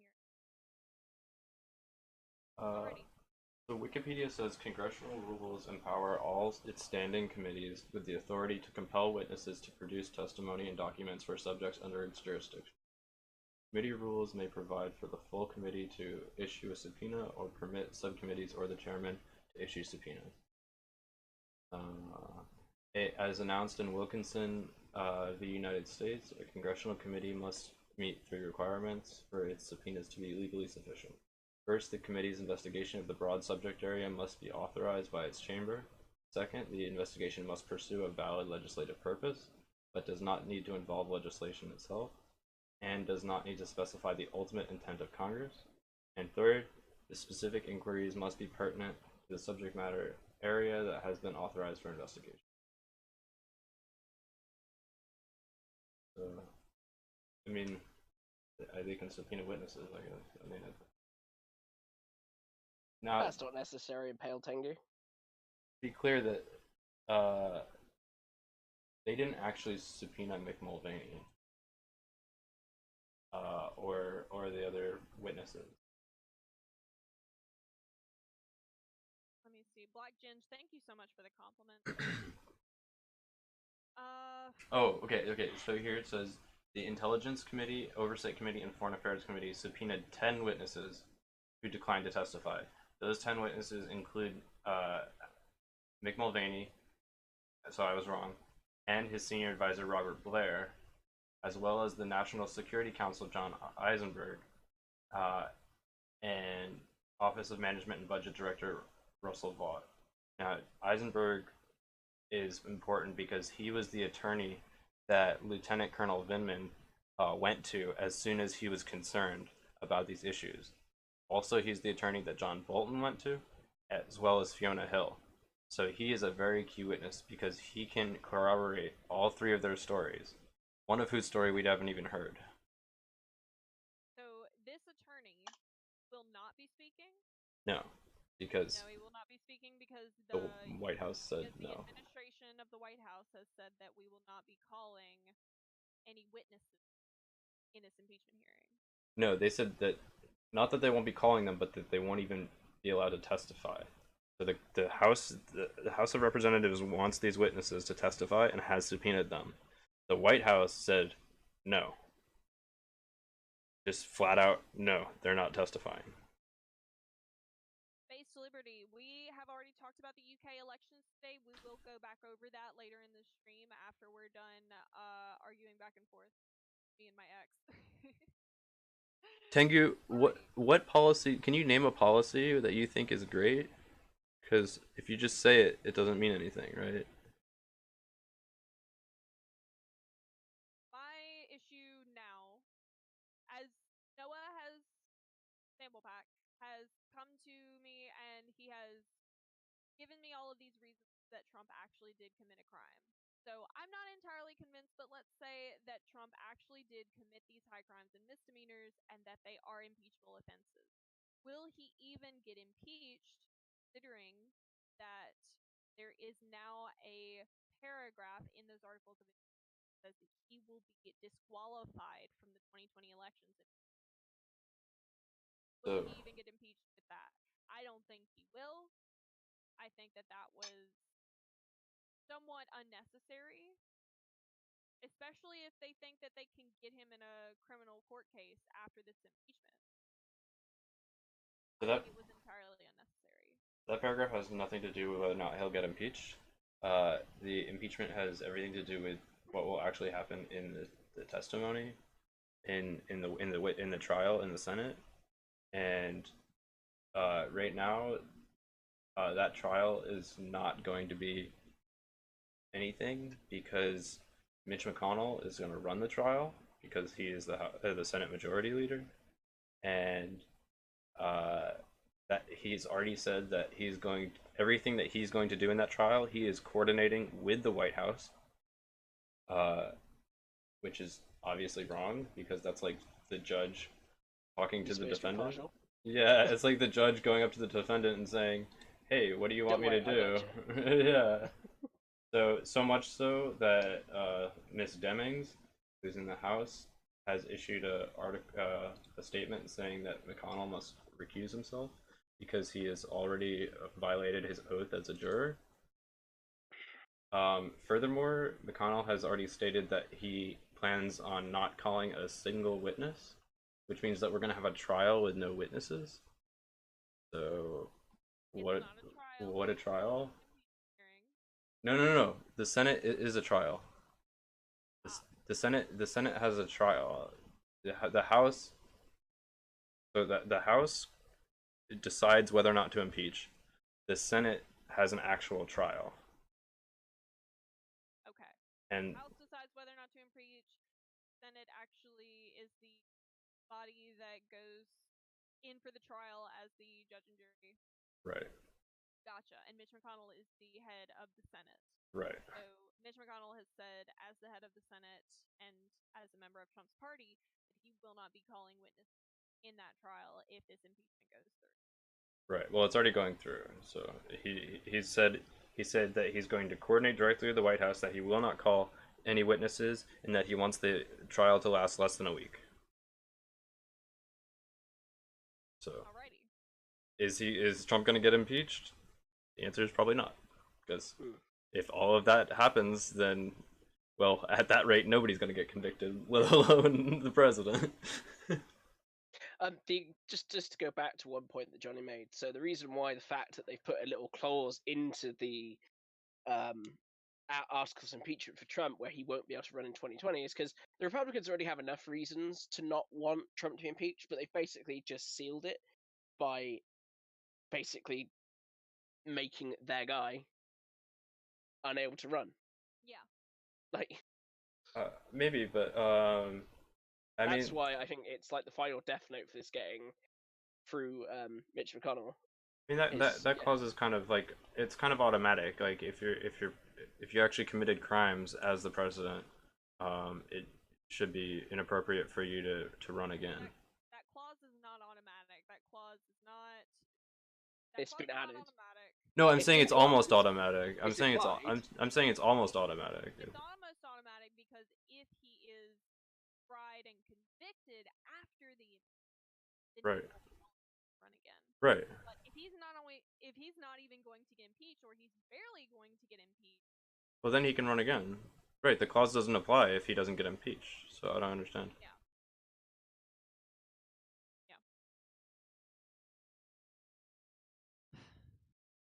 Okay. I don't think he's going to get impeached. Here's why. I don't think he actually committed what can be considered a crime. He attempted to commit a crime. He attempted to withhold aid from Ukraine, which is something that he cannot do because a Congress holds the power of the purse, as we have said. However, that aid was not withheld from Ukraine. Now, the obstruction of Congress involves him telling certain members of his administration that they didn't have to testify before Congress, didn't have to answer subpoenas. And not only did that not go through, as it was said afterward by higher court, that members of his party, members of his administration that he wanted to not be subpoenaed, they still have to answer the subpoena. Well, immediately after that, they started the impeachment. They didn't even attempt to subpoena these people again. So I'm still not convinced that Donald Trump did anything specifically illegal. Again, do I think he's bad at his job? Yes. Do I think that he committed political sins in his quid pro quo attempts? Yes. But a quid pro quo is not illegal. Yes, it is. No, a quid pro quo is a political sin, but it is not illegal. It is illegal. That's the point. It's bribery. It's arguably illegal. depends if it is bribery. They have to prove it's bribery. They're the same word. It's a synonym. Synonyms don't work in the law. Yeah, I mean, the law is pretty explicit. Okay, well, do you want to read the federal statute for bribery? We can read it. I would love to, yeah. Okay, because they read it twice or three times yesterday. While you're pulling up, someone said that Clinton got impeached, but it wasn't removed from office. So being impeached doesn't automatically remove you from office. When you're impeached, you then have an impeachment hearing, and in the case of Bill Clinton, he was acquitted of both charges, so he was allowed to finish off his remaining term. Here we go. Okay, I'll link the federal statute in the Discord. And then I can copy it. I can copy it in the section.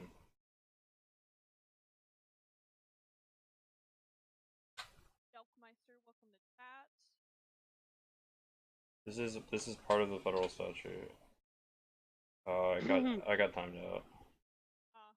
Alright, I'll do it. But maybe if I can do this much. If you post it in the Discord, I'll paste it for you. I think that one works. There we go. Whoever indirectly or directly corruptly gives, offers, or promises anything of value to the public official or person who has been selected to be a public official, or offers or promises any public official or any person who has been selected to be a public official to give anything of value to any other person or entity with intent to influence any official act, etc. Yeah, it goes on, but basically that's you can read it more if you like, but I mean that is bribery. That's the federal statute for bribery. That sounds exactly like what Trump did, right? Directly or indirectly offering promises of something of value, aka $400 million, to a public official or person who has been selected to be a public official, aka President Zelensky. Alright, sample pack. The problem here is that Trump did not offer this aid. Trump himself did not offer this aid. Congress was giving this aid already. Right, he withheld the aid. Withholding the aid is not bribing. Oh, sorry, it's extortion. Should we look up extortion? Or blackmail. Yeah. Alright, extortion. But he did withhold the money for a couple of months until he didn't have the choice because it was... I mean, if we're really arguing about the nuances between extortion and bribery and quid pro quo, it sounds like he's already guilty. Like, we agree. No. If we're going to be talking about what's going to happen in this impeachment, then yes, we're going to be talking about the nuances of the law. I mean, okay, so I guess I have like a short question for you. Like, how did you feel about the three constitutional lawyers who testified at one of the last hearings, saying that if this isn't It's interesting that you say that there were three because there were four. right, I'm asking you about those three. I'm not asking you about Turley. Alrighty. How did I feel about their testimony? Yeah. Their testimony was essentially that he had taken the office of the president, misused it.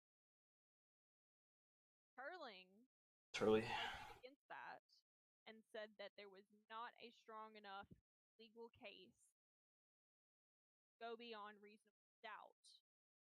And that's what I've been saying, is that it doesn't matter how we feel, it doesn't matter how it makes us feel that the president attempted to quid pro quo someone. What matters is what's actually Right, but because this is the law we're dealing with, not people. Right, but bribery is written in the Constitution, and they don't elaborate in the Constitution on what bribery means, right? It just says bribery. It doesn't say Exactly. So the prosecution doesn't define needs to prove beyond a bribery. reasonable doubt that bribery is what occurred. Right, but I'm saying that the Constitution, when it writes bribery, it doesn't define bribery. So we need to understand bribery in the context of when it was written at the time. But Johnny, do you believe he withheld the money or not?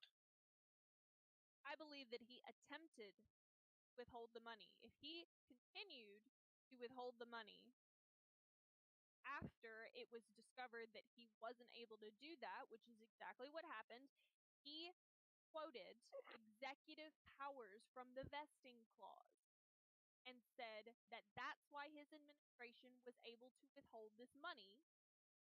And then it was decided that that was not something that he could actually do under the vesting clause. And then Ukraine got their aid. I don't know. To me, that's An attempted crime. is a crime. An attempted crime that never actually went through. It's a crime. It's We're not intent. even sure that it was an intended. We're not even sure that it was an intended crime, dude. It was. You have testimony of it. Attempted crime is a crime. So, I mean, you can say we're not sure if it was an attempted crime. That's fine. But attempted crime is a crime, right? Attempted murder is a crime. Attempted bribery is a crime. Attempted robbery is a crime. Attempted crimes are crimes.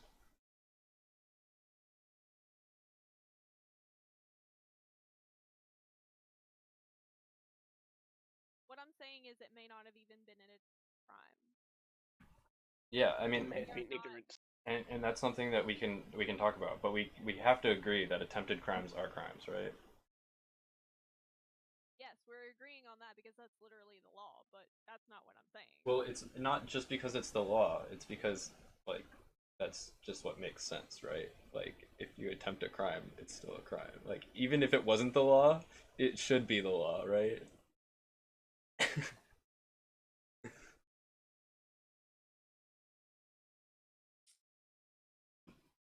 Alrighty. Do we agree?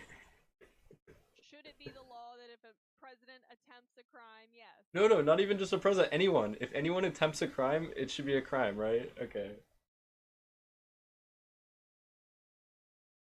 Trying to make sure that Ukraine did actually get their aid. They did get their aid, as far as I'm aware. Okay. Yeah. But they've only managed to get a percentage of it so far. They haven't got the full amount because it was delayed. I think it's like 300 and, yeah. 86%. Yeah. 86%. Yeah, 86. 86% of their aid has been distributed. Okay. There are very few people who can agree on exactly what high crimes and misdemeanors are. There are very few people who can agree on what the vesting clause is. There are intensive legal battles that need to go on behind the scenes. There are years worth of legal battles here in this very conversation that we are having right now. And the fact that there will be no witnesses called is a damn shame, but it's also the right of the president to direct his officials to do such things. And it's the right of Mitch McConnell to agree to do such things. The president has executive powers that are not specifically laid out in the Constitution. He thought he was using those executive powers in order to withhold that aid from Ukraine. Now, because he was not attempting to commit a crime when he used the vesting clause, that is not a crime. That is not bribery. That is him attempting to use his constitutionally given vesting clause rights. I assume you still disagree. Me? Yes. Yeah, Trump wasn't acting in conscience of the law. There's no way that he thinks about what the law is and whether or not I'm acting within the law. He doesn't think that way. That's not Trump. Like, I don't know who you think he is, but that's not him. How has he stayed out of jail this whole time then? Because he obviously Have you watched these hearings? Have you watched these Republicans? They're gonna defend him no matter what. And he was accused of a lot of things, but he got out because of money. He got out because of money and because of his defenders. he just did with his charity fund. He was accused of using his charity fund to buy personal property, to fund his campaign for political reason, even buy a paint of himself with the charity money. He bought a $20,000 painting of himself, 6-foot painting of himself, and a Tim Tebow helmet for $12,000 using charity money, and he had to pay back $2 million because of this settlement. So they settled out of court because he had lawyers who proved probably that. Well, no, nobody proved it. It was settled out of court. I don't actually know if it was a settlement. Also, his three-year-old child have to follow a class to how to run a charity, to not use money from charity. Alley Cat asks an interesting question. Who would have jurisdiction for the arrest? I assume that would be the FBI. That's a good question. The President of the United States agreed to pay $2 million out of court's order while admitting that he used his charity for his own gain. Also in the chat, I copied and pasted what the definition, or an example of extortion. So it says, in extortion, businessman Bob threatens to reveal government official Albert's affair with a woman other than his wife unless Albert gives to Bob the exclusive government contract. In this case, Bob is genuinely threatening Albert with harm, specifically harm to Albert's reputation, unless Albert does what Bob wants. Bob is not offering to give Albert anything positive. If he did, that would be a bribe. Bob is instead essentially offering to withhold doing something negative if Albert does as Bob asks. So you're right, it wasn't bribery, it's extortion. It was not bribery, it would be extortion if specifically said to the Ukrainian official that he would be withholding the aid. It doesn't have to be explicitly stated. It doesn't have to be explicitly stated. But it does have to be proven beyond a reasonable doubt. It has to be proven beyond a reasonable doubt. Thank you, Brooksy. That is the basis. Not to impeach. To successfully impeach, yes. I don't know that that's the standard. What is the standard for impeachment? We've had 3 so far.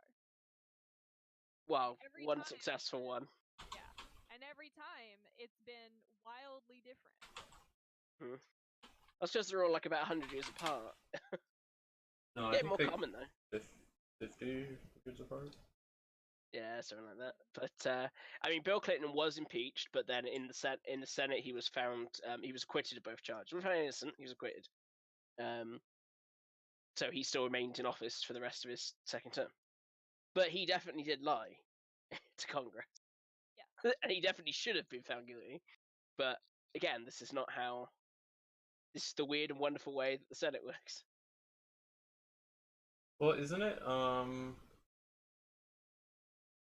with Bill Clinton, didn't he say, I didn't have sex with that woman, and that was true? He didn't. He claimed that he did not have sexual relations with that woman, but he totally did. Well, he got a blowjob, but he didn't have sex with her. Sexual relations is what he said. So I mean, that's up to that's up to your definition. What is a sexual beyond relation? A reasonable doubt. Exactly, proving beyond a reasonable doubt, and specific definitions are exactly what we're talking about here. Right. So what is the definition of sexual relation? I don't know. Ask Bill Clinton. Apparently not. Well, no, don't ask Bill Clinton. Ask the Senate, right? It's the Senate's job to determine then, right? It's even more so than that, because in the Senate, it's actually the job. It's every single senator. It's not like one senator. It's the whole Senate has to decide what that definition is. Yes, and the whole Senate is essentially controlled by Donald Trump at this point. Yeah. Well, it's controlled by Mitch McConnell. Yeah. Who's in Trump's pocket? Yeah. Who's not having sexual relations with Trump, as far as I'm aware. I don't even think Trump would have sexual relations with McConnell. Really, rather, I don't think. What? You don't want. You don't. Look, you're like, really? Like, that's your way. He's a good-looking guy. He lied to a grand jury. That's why they tried to impeach him, not the sexual act. Yes. Yeah, but he lied about the sexual act. Yeah, he lied about the sexual act. See, here you go. The standard of proof required for impeachment and conviction is left to the discretion of individual representatives and senators. It is proof beyond reasonable doubt is not necessarily the standard. And, That's because an impeachment hearing is not a criminal proceeding. yeah, but the impeachment trial is what we're talking about. But you so we're going 2 steps over, right? Right, so we don't need proof beyond reasonable doubt for crimes. Well, no, we need something that's going to convince people who are in Trump's pocket to go against him, and we don't have that. We simply don't have the proof that Trump intended to abuse his power of office. We don't have the proof that Trump intended to keep Congress from doing their job. We simply have the idea, the nebulous idea that Trump abused his power. I mean, even if we had proof, that wouldn't do anything, right? These senators, they don't care. The only thing that matters is whether or not public opinion is enough to sway the senators' minds. You know, the whole thing is. If we had definitive proof, then yes, the senators would. Do you think Mr. Collins and Mr. Jordan would care about proof? Do you think, like, Mitch McConnell would care about proof? They would lie their way through the proof. They don't care about the proof. Yeah, I mean, if you think that these guys are that honest, I don't know. We've been watching something else. But you're the one that's saying he should be found guilty. He should be found guilty, right? He won't But he be. won't be. Right, I agree. He should be found guilty, but won't be. He should be convicted, but won't be. I agree. Yeah, that's what I'm saying. But if you watch the impeachment process, you see some testimony that they say they directly heard the news from people above us to stop the money from going because the president said so without reason. Wait, can you repeat that? The 2 first testimony from Ambassador Taylor and Judge Kent, they both said that they got order from somebody to the president that they have to withhold the money. Yes. Yes, that absolutely happened. However, that withholding of money was something that Trump's administration says they believed was doable under the vesting clause. Well, they're gonna say, this is a just so story, right? This is a story that they're saying because otherwise what they did was illegal. So of course they're gonna say it was legal. You cannot say, "Oh, I didn't commit a crime" because I didn't know it was a crime. If you commit murder and say, "Oh, I didn't know I couldn't commit murder," you still don't commit murder. No, that's not what I'm talking about. What I'm talking about, the vesting clause. The vesting clause is a admittedly nebulous clause that says that the president has executive. Are you talking about Article 2? I am talking about the very first clause of Article 2. We did a whole stream on it. We did a big 1.5-hour, 2-hour stream on it just the other day. Very first article, the very first clause of Article 2 is the vesting clause. And it says that the president has executive powers. What those executive powers are up for debate. And if the president uses those executive powers and then it's later found to be in the courts, as it was, that those are not actually valid executive powers, then the president's decision on that is reversed. And that's exactly what happened. At right side of history, it's not you're now a murderer, you're now a attempted murderer. You've attempted to murder someone. Or at the very least, Yeah. I don't know what you call it in the US, like battery. Is it like attempted battery? Right. We're talking. Thing about killing someone, you put it down and walk away. You are not a murderer. No, that doesn't make you an attempted murderer. This is called the Sideshow Bob defense, right? And Alley Cat, I think we're trying to establish if it is legal, and the president is not subject to all common law, but he has limits on his power, and he is potentially in breach of Also, the president isn't allowed to just go around committing crimes. He's still beholden to the law. Asked a question. Welcome to chat, Zaktar. So, what would a president need to do to be eligible for impeachment in your mind? In my mind, Blowjob. in my mind, a president would need to be proven to have committed a criminal act. Any criminal act? Yeah, a criminal act. No, I'm asking any criminal act. Like, let's say he, is riding in a truck with a baseball bat and smashes a mailbox. That's criminal. Does that qualify him for impeachment? Yeah. That does? Yeah. What? Really? I don't think so. Criminal mischief. That's exactly what that is. Criminal mischief. Yeah, but just because it's a crime doesn't mean it's a high crime. It has to be a high crime and misdemeanor, not. No. High refers to crimes and misdemeanors. It doesn't. It refers to both of them. It doesn't refer to any misdemeanor. Okay, so you don't want the president to be impeached for something this little. Correct. So you get to pick and choose. It has to be a high crime and misdemeanor. Not a high crime, or a random misdemeanor. Geeky got a sub, yay! Not a high crime or a misdemeanor. It has to be a high crime and misdemeanor. That's what you're trying to say. No, I'm saying that high, when it says high crimes, refers to both crimes and misdemeanors. It doesn't refer to just crimes. So any random misdemeanor is not impeachable. No. Right, Zaktar's right. High crime or high misdemeanor. Yeah, sample pack. The thing that you're not realizing is that there are literal people who do this for a living. Who agree with me? No.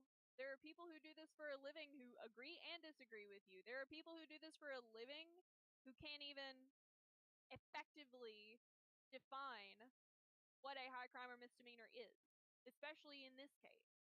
Right, there are people that do lots of things for a living. Well, the question is whether or not the majority agree with me. The majority agrees with you that you should have killed somebody. You still killed somebody. Right, but maybe it was justified. Okay, so maybe Trump was justified in using his executive power.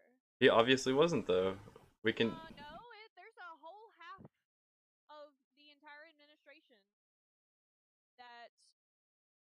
there's a whole half of the entire administration that completely disagrees with you and says that he was justified in using his executive power that is granted to him as the president of the United States. So, is the president justified in asking a foreign power to investigate a particular company?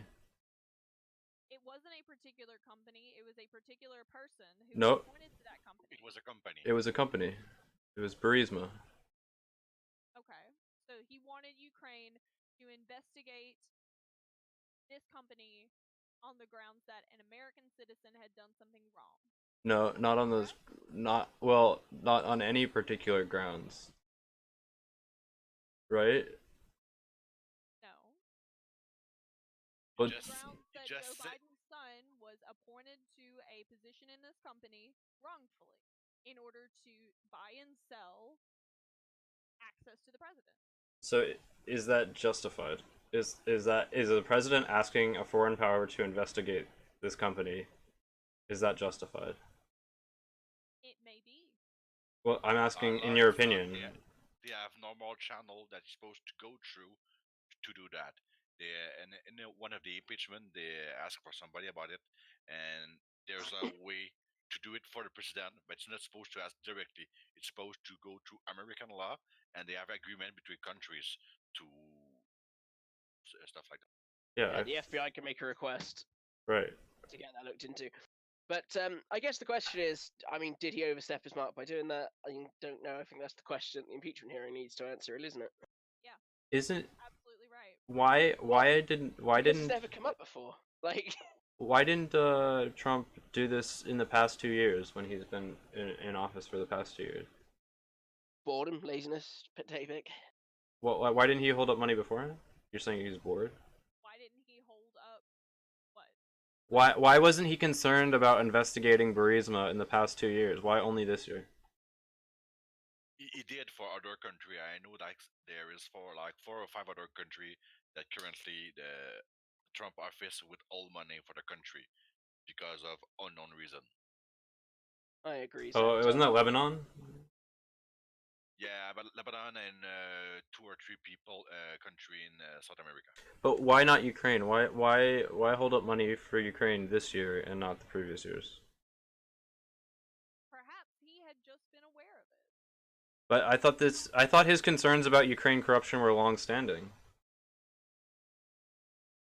Where did you hear that? From the Republican Congress people. His concerns about Ukrainian corruption certainly didn't apply to the Ukrainian officials that he was being previously investigated for having ties to. You received a report 2 days prior to the phone call that they found that Ukraine country was safe enough to invest for military purpose. That's gonna be the last vape stock that I take. I promise. I'm gonna throw it away. I'm gonna throw this over here on my bed. Thanks for the command, Brooksy. I'm happy to help. Simple When test. Ask them Johnny's eyes when she first noticed that, it was great. Ask them by their standards, would Hillary and Hunter Biden go to jail? Or they, if not, they are total TDS idiots. I'm not sure what TDS stands for. Alrighty. Ask them if by their standards would Totally Hillary delicious socialists. Hunter Biden go to jail. Well, I don't know why Hillary would go to jail based liberty, but maybe if you were more specific. For Hunter Biden, he might be warranted to go to jail. I'm not sure, but it's not particularly relevant whether or not, like that's what you call like a non sequitur or a red herring, right? Like it's completely irrelevant. Like, or it's called it's like the pot calling the kettle black, right? Like, two wrongs don't make a right. It's a tu quoque. You know, it's not relevant because it's a tu quoque, right? This is saying, just because someone else did something wrong doesn't mean what you did isn't wrong, right? So maybe they both should go to jail, totally fine. But then Trump should go to jail, right? We're agreeing. I don't like this whole, oh, well, they did this and she did that, and it doesn't actually help Right, anyone. it's fallacious It's here. just, as you say, it's non sequitur. Tu quo. Right. Welcome to chat. That's an awesome name. Yeah, that's an awesome name. Hillary and Biden did way more crimes, so if you impeach Trump, you're a hypocrite, says Base Liberty. But you can't impeach Hillary, she wasn't elected. Right. Can you name the crimes based liberty, or are you just gonna say them? You're just gonna make claims? Alrighty. Failing to provide emails when requested them by subpoena. Although, again, this is the reasonable doubt thing coming in, because according to Hillary, oh, well, there was a mistake. If there is an and they were accident, then how is it a quid pro quo for Trump to simply inform the new Ukrainian president of potential corruption? You can't impeach Hillary, you can't impeach Biden, they haven't been elected president. Because to point out a specific company is different than saying, hey, I've got a list of companies, right? He's just talking about one company. And what one company is that? Oh, it just happens to be one that's connected to the Bidens. Isn't that weird? Or, like, am I going crazy? Good Lumble, welcome to chat. Keep top secret government information on a private, unsecured server. That's right side of the street. Okay, alrighty. So I want to wrap this up really quick. I want to say my piece on why I don't believe that Donald Trump has been proven to have committed a crime. One more time, I'm going to say that Donald Trump was purportedly in his executive powers to take away that Ukrainian aid. However, it has not been proven that he was doing so on the condition that if they investigated the Bidens, they would get that aid back. It was only proven that he took away the aid. And when it was uncovered or really reviewed by higher courts that he couldn't do that under the vesting clause, then the aid was given Ukraine. And so investigating him afterward and him telling his administration that they didn't have to answer subpoenas under executive powers, again, is it a misuse of executive powers? Perhaps, but that's not what they're accusing him of. Oh, well, actually, it is. They're accusing him of abuse of power. But the things that they laid out in the generalized articles that Nancy Pelosi announced, that's not what they were talking about. They were talking about specifically this Ukrainian phone call. They were only talking about that.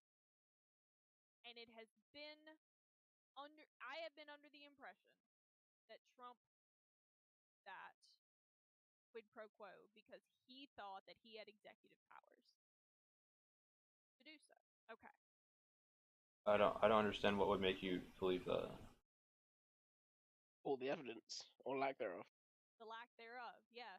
I am not the person who is bringing forth evidence and attempting to prove that Trump did a crime.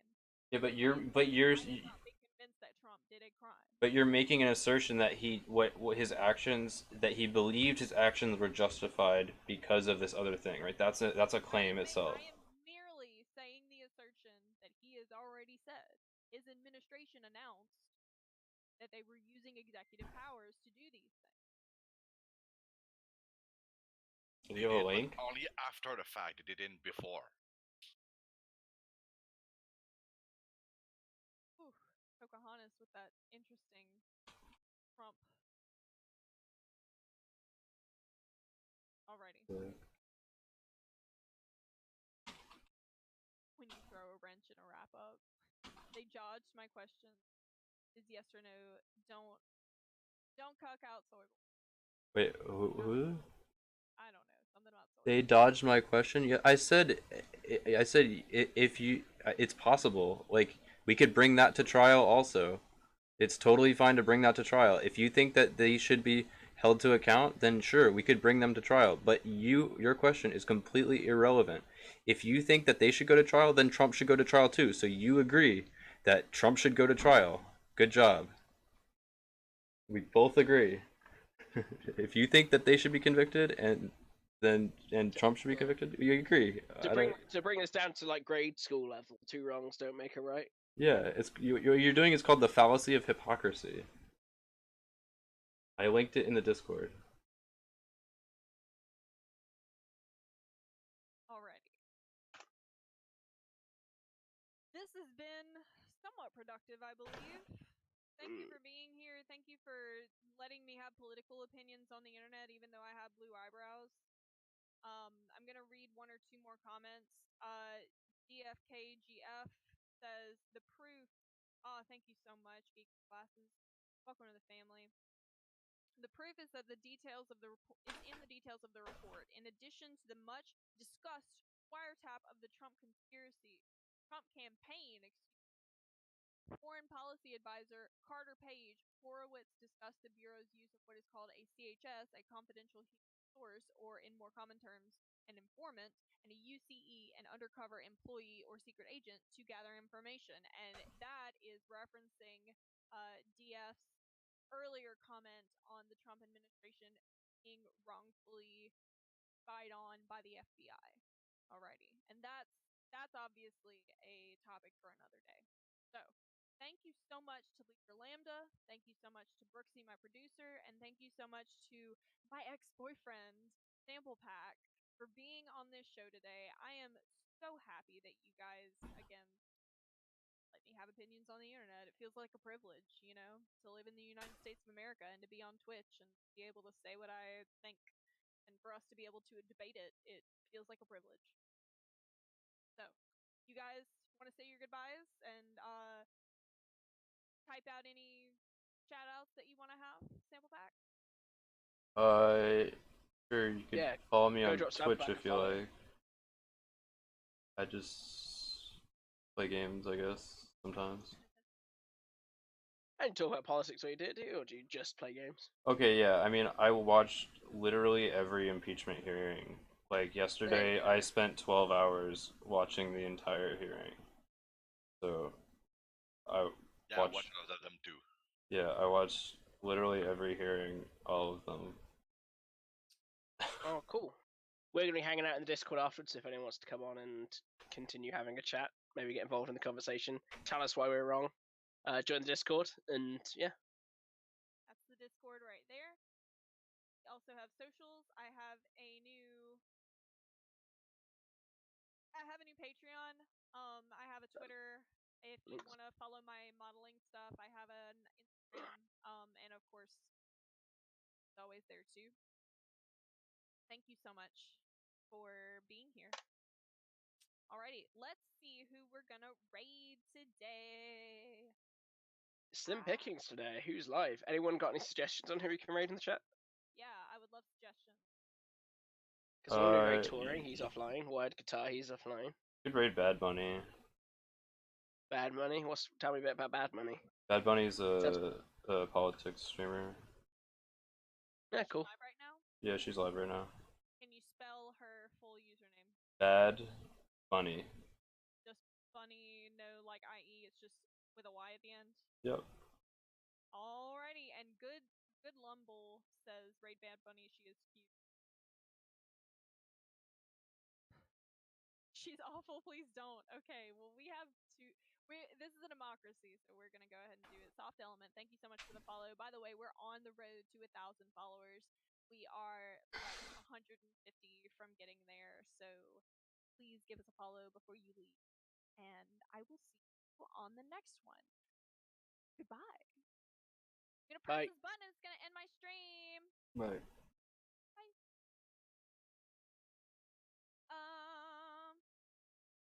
Getting ready to raid. 24. Raid Bad Bunny. Awesome. I'm moving us down to general, okay? Alrighty.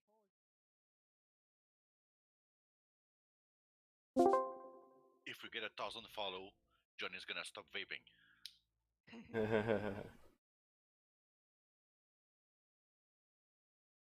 Why is she cringing right now? I don't know. I appreciate it. Thank you. They just thanked you for the raid. Thank you so much. Yay. That reminds me, I need to follow her. So this is bacon with brown sugar. Baked, Right, very I'm gonna strong. pause that so I don't have to listen to the history. I'm okay for now. Okay. Okay. They're dairy free. Good Okay. stream today, Johnny. Thank Eric, you so you're muted by the way. Thank you, Johnny. There you are. Yeah, they're still thanking you. Awesome. Raid Wars, the FBI is here to protect. Thank God the FBI here. Alrighty. Super official FBI. Very official. It was a good day. Good stream. Your eyes aren't as fucked as yesterday. Yeah, they're not nearly as fucked as yesterday, although they're still kind of fucked. Oh, I think she cringed because she jumped at her own alert. Yeah. No one I'll have to go find the clip for that. to be anything more than 1 or 2. I don't know how many people from your stream are gonna stay. Your stream is way more right than her stream. Which is strange though, because like Johnny's not right. Johnny was making some pretty right talking points. To me, she looked right. I mean, first of all, automatically, if you're defending the president right now, you're on the right. Yeah, but that's not the. But that's the way the left like to typify it. Oh, what? You don't hate absolutely everything that Trump says? Well, fuck you. You're all right. Well, no, no. Left does both the same thing. You don't have to Oh, be. yeah. I mean, I'm not saying that you're alt right. I'm just saying you're automatically on the right, right? As soon as you're defending Trump, you're somewhere on the right. It is not me. It is in fact you. You don't have to be like. You could be center right. You could be tiny right. I mean, he is. Who? Kim Jong-un. He's what? Tiny right? I see his country is communism, but he is on the right. You want everything for him. I mean, yeah, communism, like, I think people confuse communism with, like, dictatorship. Or communism with, like a democratic communism is far left, but a dictatorial communism is far right, right? It's a dictatorship. Right.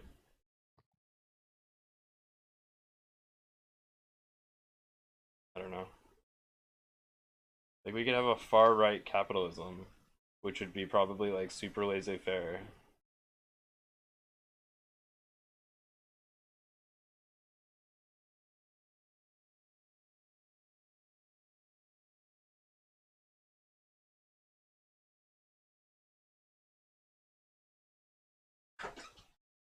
Good now. Okay. Bye. Bad Bunny's shouting you out again.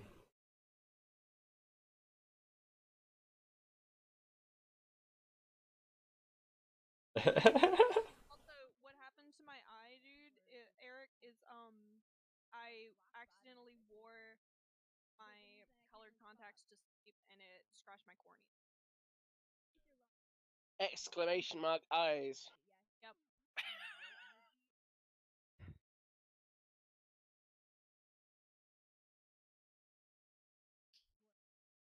Holy shit.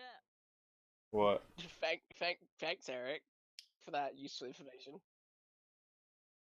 No, actually, when you work in lab, I usually work in lab. Did they tell all of you, Eric, or did they tell you specifically? Did they say one look at you and say, right, you, colored contacts, careful?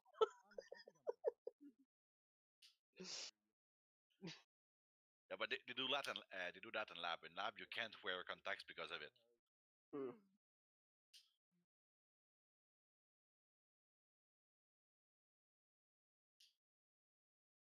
Goggles. It's cheap Chinese shit, is what it is. Yeah, it's just little like flimsy plastic ones. They bend and feel like plastic, like really plastic.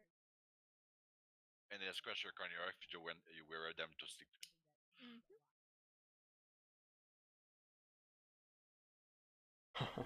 Yeah, Johnny got cut in the eye. This I think that the two cool quay fallacy is like the most commonly used like right-wing trope. Oh, definitely at the moment. I wish that it was an easy way to shut it down, but I think that they know that they're trolling.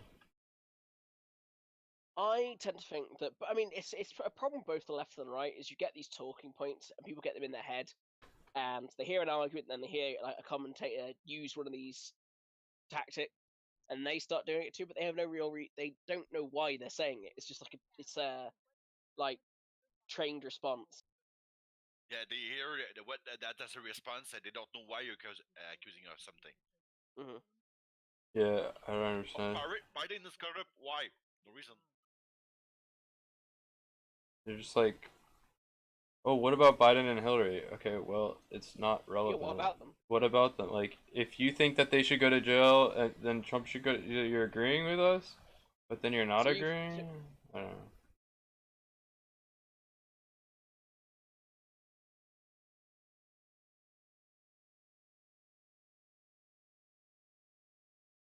See, but this is the thing that makes it ridiculous, is right. So some people are saying Johnny's alt-right or right-wing or whatever, but at the same time, the people who are on the right accusing Johnny of like being pro-Hillary and being a leftist shill.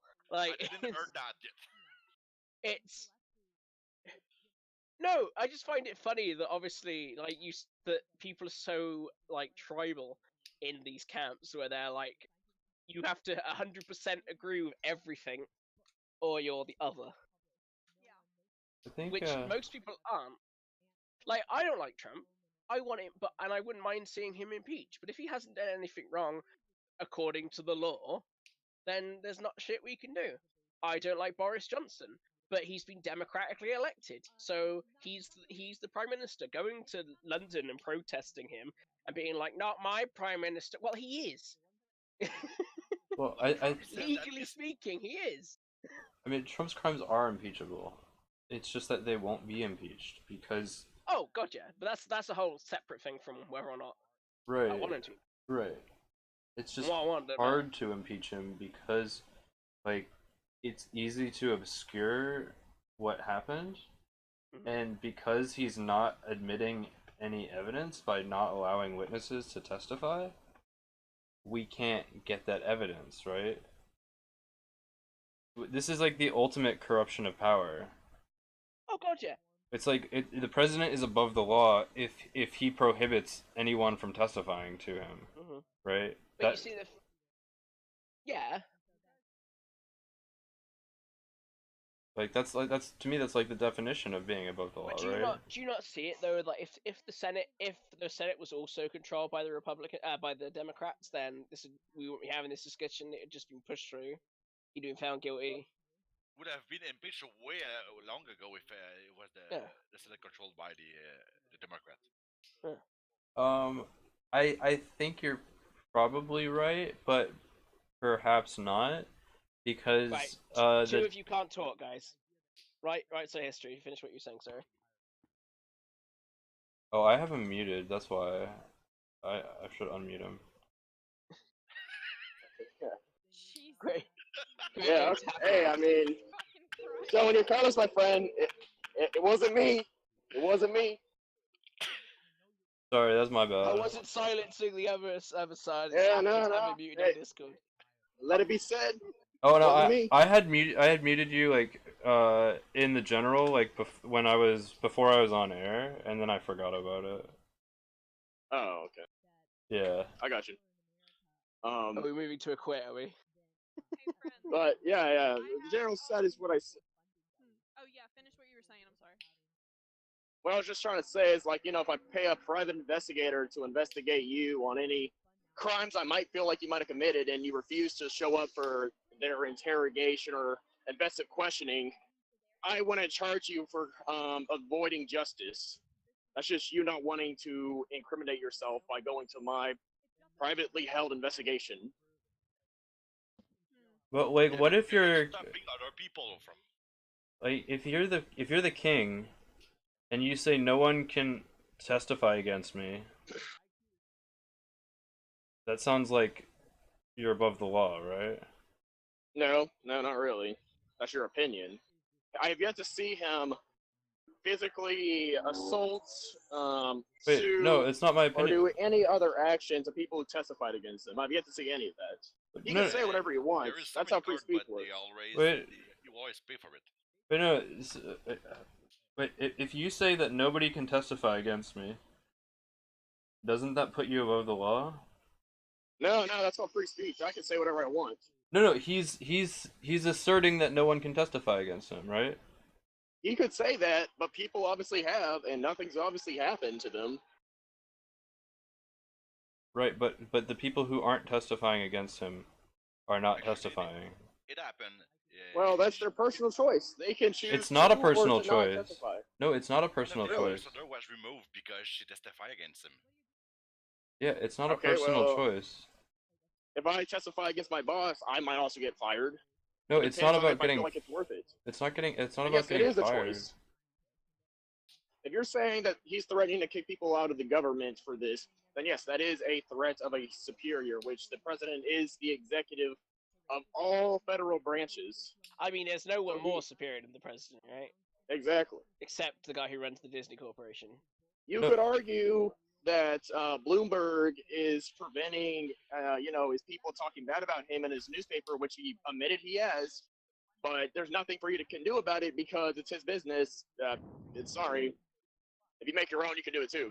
It is Congress's right to gather evidence and investigate and have oversight in general. It's their right to try. No, it's their the right right. to try. No, it's not the right to try. It's the right to do. It's a three-chamber. Well, they are doing it. No, they're not. Supposed to have the same power. I have yet to see the president sue any legislator. I've yet to see him use the We're not talking about the military. president sue. We're talking about Congress suing. Congress has sued 10 witnesses who aren't testifying because of the president. And that's their choice. It is not a choice. It is a subpoena. You can't say no to a subpoena. Investigation. It is. Obviously, it's been done many times before Trump. You can't just say no to a subpoena. The only reason Congress is not pursuing this is because they don't want to bring it to court. Hold on. I am going to be doing a podcast thing with my friend Ricky. He's gonna be here in like 15 minutes, so I'm gonna go. Okay. All right, Where sounds can good. we watch the podcast? The podcast is still not up yet. This is still the series of podcasts that we were working on a few months ago. Cool. And we are doing the final editing. Well, have fun. Yep, they're all gonna Sounds go up good. at the same time though, and I'll link it for you guys. Neat. Cool. See you guys, Netflix Jonah. Have a good style. time. I like it. Right. Good night. Bye. Bye. You have a good one. The reason Congress isn't pursuing these subpoenas is because they don't want to wait 8 months when they're irrelevant. Well, that's their choice. Of course it's their if they want to choice. wait their time to begin with. Well, They can choose to proceed with it or not. No one's preventing them from doing that. well, they're being prevented from getting witness testimony by the president Well, if you say that they could get it, they just have to wait 8 months or have to fill out some sort of paperwork, and they refuse to do that. That's their choice to not do that. I'm not No one asking. is forcing them to not do that. We're not saying it's not their choice. We're saying that they're stuck between a rock and a hard place, right? Well, so is Trump. He's trying to pass all these legislative abilities that he promised to the American people. What but legislative Congress won't let ability him is do he? it. What is he trying to pass? Give me one example. Well, he would like to pass, road work, foundation. What's it called? I haven't seen any of those bills. Well, he doesn't make the bills. Right. He asks for them. He conducts meetings to get them, which he has done many times. So- it always turns into talking about immigration. Do you have any evidence of this, or are you just pretending?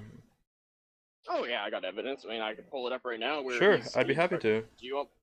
Okay. Show me some examples of how he's trying to pass bills about road work or something. I'm going to be sharing you a video that he gave after the 2018 election and all the different things he wants to get done. Can I have something in writing and not a video?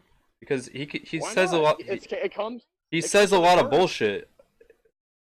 Well, if you don't believe what he says, there's nothing I can do for you. That's your personal choice. No, I can see what he does.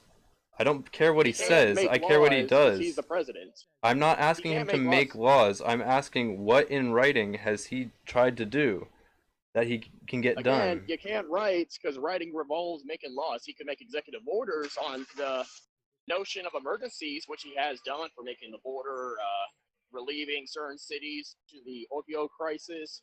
But unless there's a major emergency that he could identify in America, he can't make an executive action to create roads. Yeah, I'm not asking for executive actions. I'm saying what That's the is only he thing done? you do in writing. No, he could write official policy. He can say this is where we want to go. The administration so can how put out is him statements speaking not official?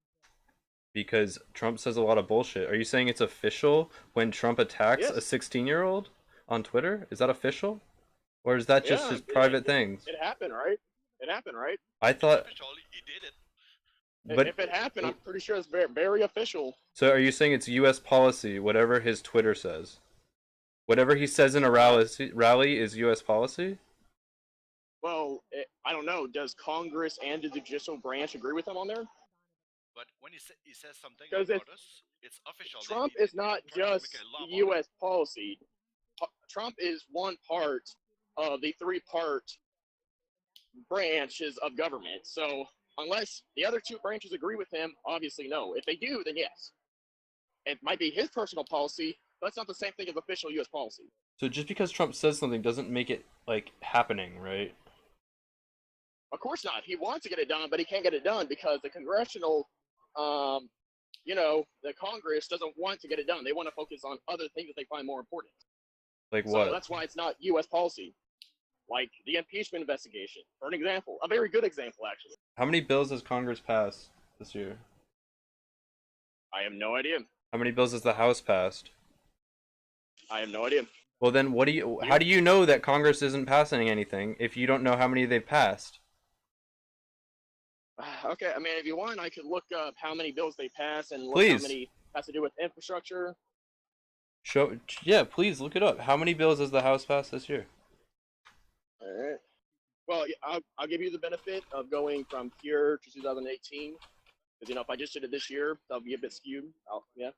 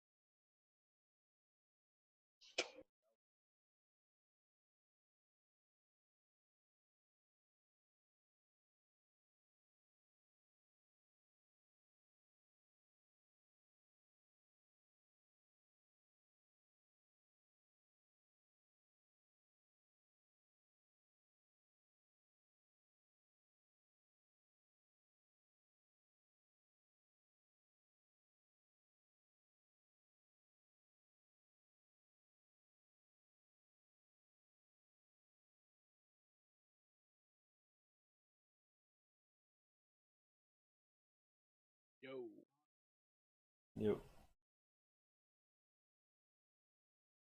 Right side It's of history. quiet. Yeah. Yeah. The right side of reading, history is trying to figure out how many bills have actually been passed. Well, no, I'm actually reading an exact bill I can share with you if you want to. I thought you were going to tell me how many bills have been passed this year.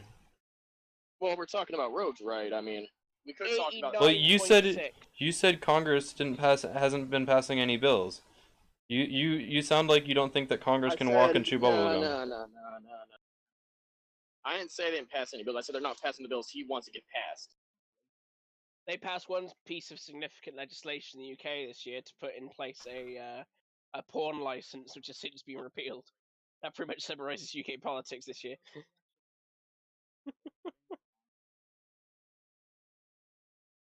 The only piece of major legislation they passed has been repealed. Here, you can go in general and read the bill I'm reading right now. I'm looking for any deviation between this bill and the one that they passed when the Republicans held the bill.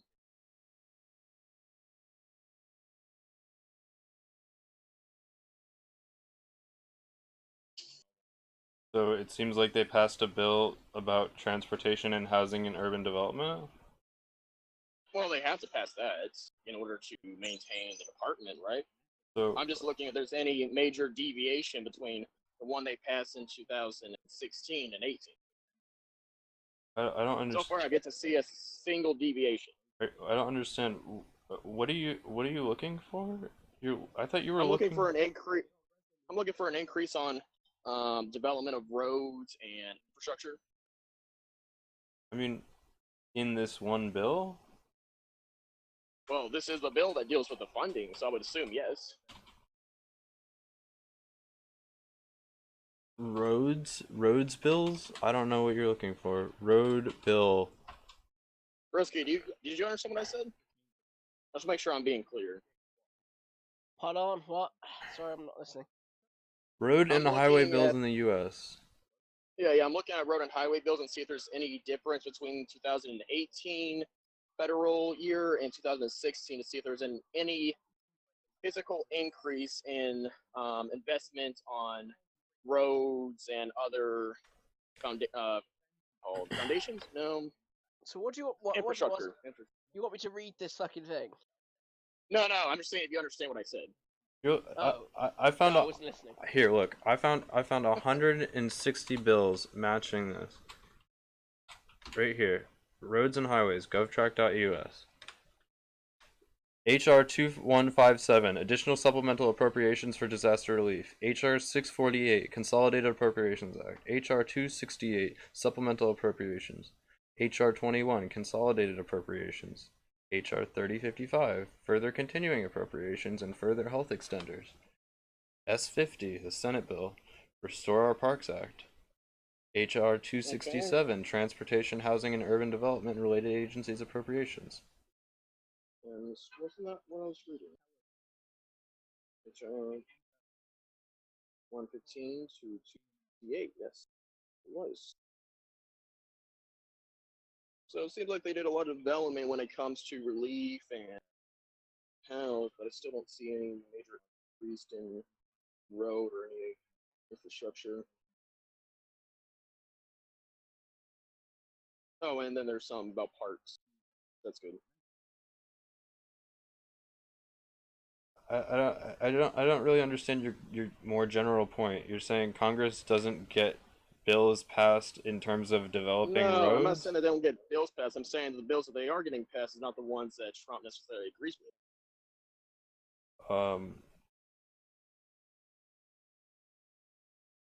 How many bills do you think get to the president's That's a generalization. Just to be clear, that's a generalization. I mean, don't they all go to the president to get signed into law? No. If they don't pass the Senate, they don't go to the president. Oh, if they don't pass, of course. No, if they don't pass the Senate, they don't go to the president. They have to pass the House and the Senate. Of course they have to. And then if Trump vetoes, they have to pretty much do it all over. You have to get supermajority. So, but my point is that the Democrats have passed 400 bills this year. Okay. How many of those have gone through the Senate?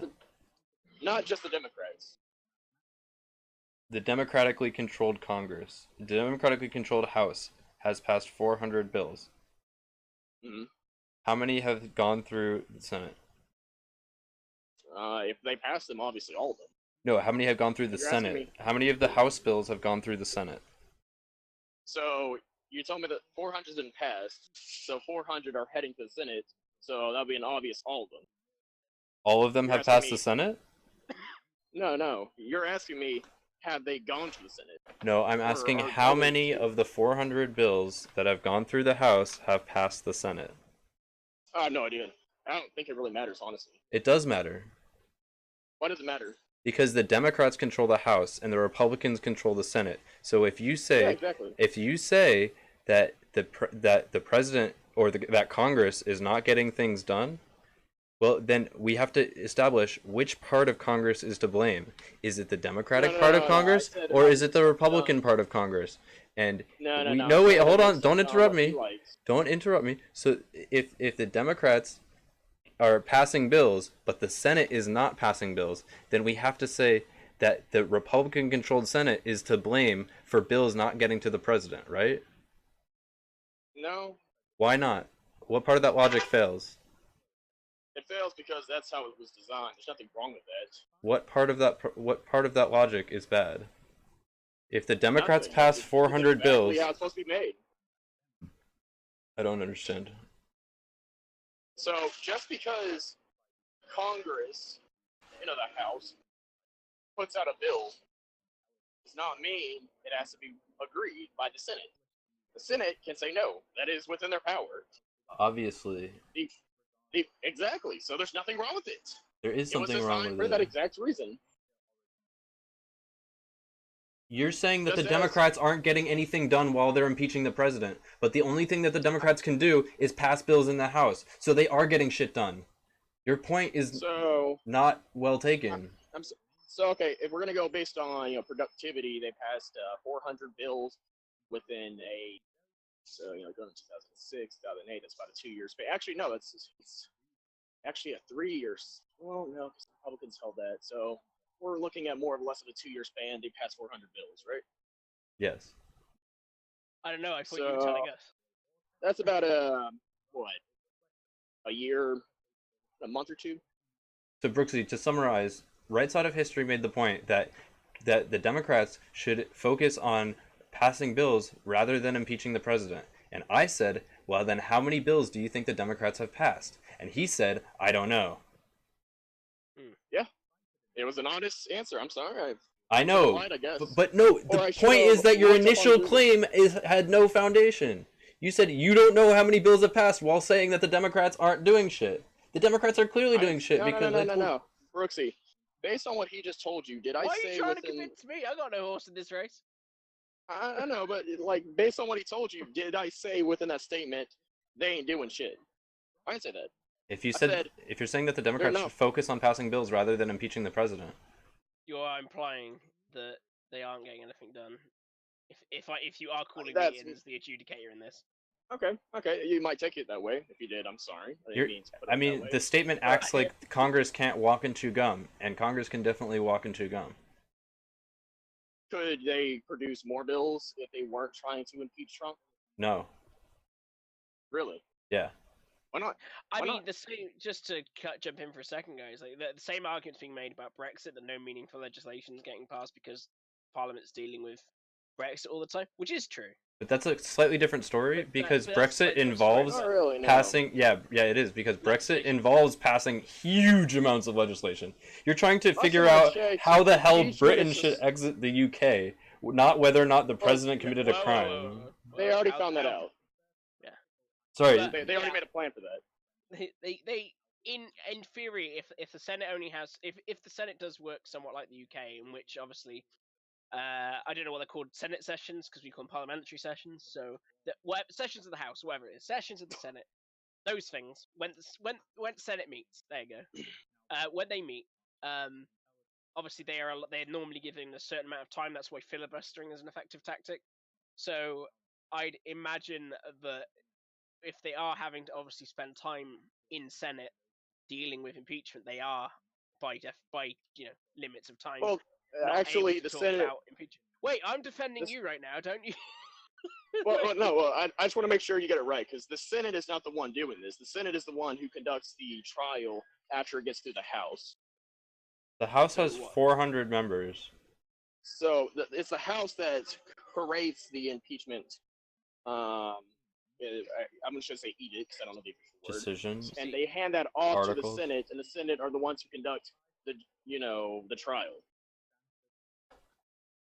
Yeah, but the thing is, the House has 400 members broken up into committees of about 40 people. Mm-hmm. So that's like 10 committees. They can pass bills. Yeah. And they do pass Could they bills. pass more bills if one of those committees were doing something else that they know is fruitless and admitted it's fruitless, because it won't happen? No. And it's not Really? fruitless. So if they weren't doing this, they'd just be at home chilling, relaxing, not passing bills, not doing anything. No, not necessarily. Okay, so if it's not fruitless, you truly believe that the Senate's going to impeach Trump? No, that's not what fruitless means. Or fruitful means. Okay, so what is your idea of a fruitful impeachment? Because last time I checked, a fruitful impeachment is when you actually impeach someone. Well, I think using the word fruitful is kind of mischaracterizing the situation, so I'm just gonna avoid the word fruitful and say that Okay. if the Use any word you Democrats want to be on the right side of history, then they should do what they think is right, which means that if they believe that the president has committed crimes, then they should justifiably impeach him. Well, I would disagree with that, because every single time the person who's on the right side of history isn't the one who follows their feelings and follows what they feel is right, but rather go through the most productive means of whatever they want to do. It's not about what you feel is right, it's about what is right. No. This is about feelings. If it was right, then we wouldn't have this discussion. I don't necessarily agree, because the Republicans feel like the president should be totally fine and didn't commit any crimes. They just feel that way. See, I can play the same game as you. Yeah, and that's exactly where we're at. That's the point. No, it's not the That is point. the exact. If it wasn't a feels game, because that's what it is, it's a game between two different people and based on their feelings. No. It would be there's a definite right, and since there is no definite right, it turns into a feels game. There is a definite right, and we could probably get to more details on what was definitely right if we were able to, gather more evidence. But it doesn't feel that way. Well, yeah, I know you Democrats like to spend time collecting evidence that are not there, and wasting American. Oh well, if the evidence isn't there, then we should just be able to collect it, right? No. You see, that's called the First Amendment. You have the right to protect your secrets, whether that's how much porn you like to watch every day. Well, yeah. I don't think that's the First Not Amendment. to withhold evidence, but. Good try. That's not the First Amendment. And the Fifth Amendment, you're not allowed to prevent yourself from incriminating yourself. So, good story. Good try. Try again. Okay, Fifth Amendment. It's not the Fifth Amendment to defy a subpoena. Try again. You can't defy a subpoena; it's a legal act. Yeah, exactly. What are you talking? Wait, what are you even talking about? What illegal subpoena?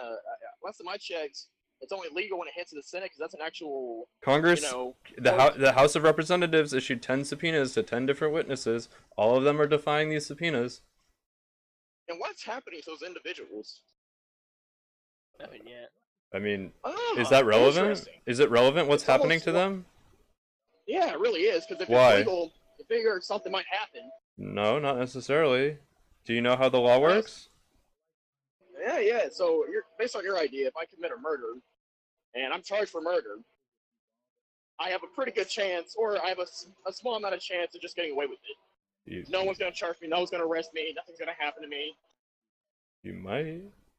You might. I'm not saying you're going to do it, but you might get away with it. Nah, that's not how the law works. Well, okay. So, Well, no, do you know how the law works with regards to subpoenas? When it regards to yeah. The House collects the information. They conduct these public trials to get public support on their side in order to influence the Senate. How does a subpoena work? How does a subpoena work? subpoena works is when they hold individuals into chambers of Congress in order to hold testimony on their behalf, in order to say factual information to whatever body they're talking to. If I issue you a subpoena, and you don't testify or don't go to the summons, what happens? Nothing. I tell you, go fuck off. Right. So what happens to you? Does anything happen? No, I'm free. It could happen. only if it's Something could happen, right? It's only if it's a court to begin with, which this is not a court. No, you could be held in contempt of Congress. Well, I have yet to see anybody be charged with contempt of Congress. I've seen multiple. I'm not asking whether or not people have been charged in contempt of Congress. I'm saying that you could be, right? It doesn't matter. We're talking about what the law is, not what has happened. What is the law? The law is a mixture of, the physical laws in the books and, proof and evidence.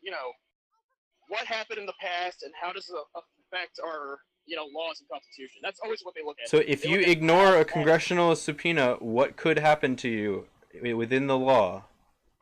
Well, if you ignore history and you ignore... It's not my question. It's not my question. rulings- Can you answer my question? My question is very specific. If you ignore a congressional subpoena, what can happen to you in the context of the law? I have no idea because no one has ever... That's what I thought. I have no idea. Exactly. No, I know. Oh, okay. You do know now. Oh, okay. You do know. You either don't know or you do know. Okay, now you know? What happens then? Tell me. Yeah. It's pretty obvious. Okay, what happens? Tell me. Nothing. Because nothing ever happens. You could be held in contempt of Congress. No, because it's never happened before. It has happened before. People have been held in contempt of Congress before. He's on trial for it right now. Bill Clinton was impeached for it. People have been held in contempt of Congress before. Go look it up.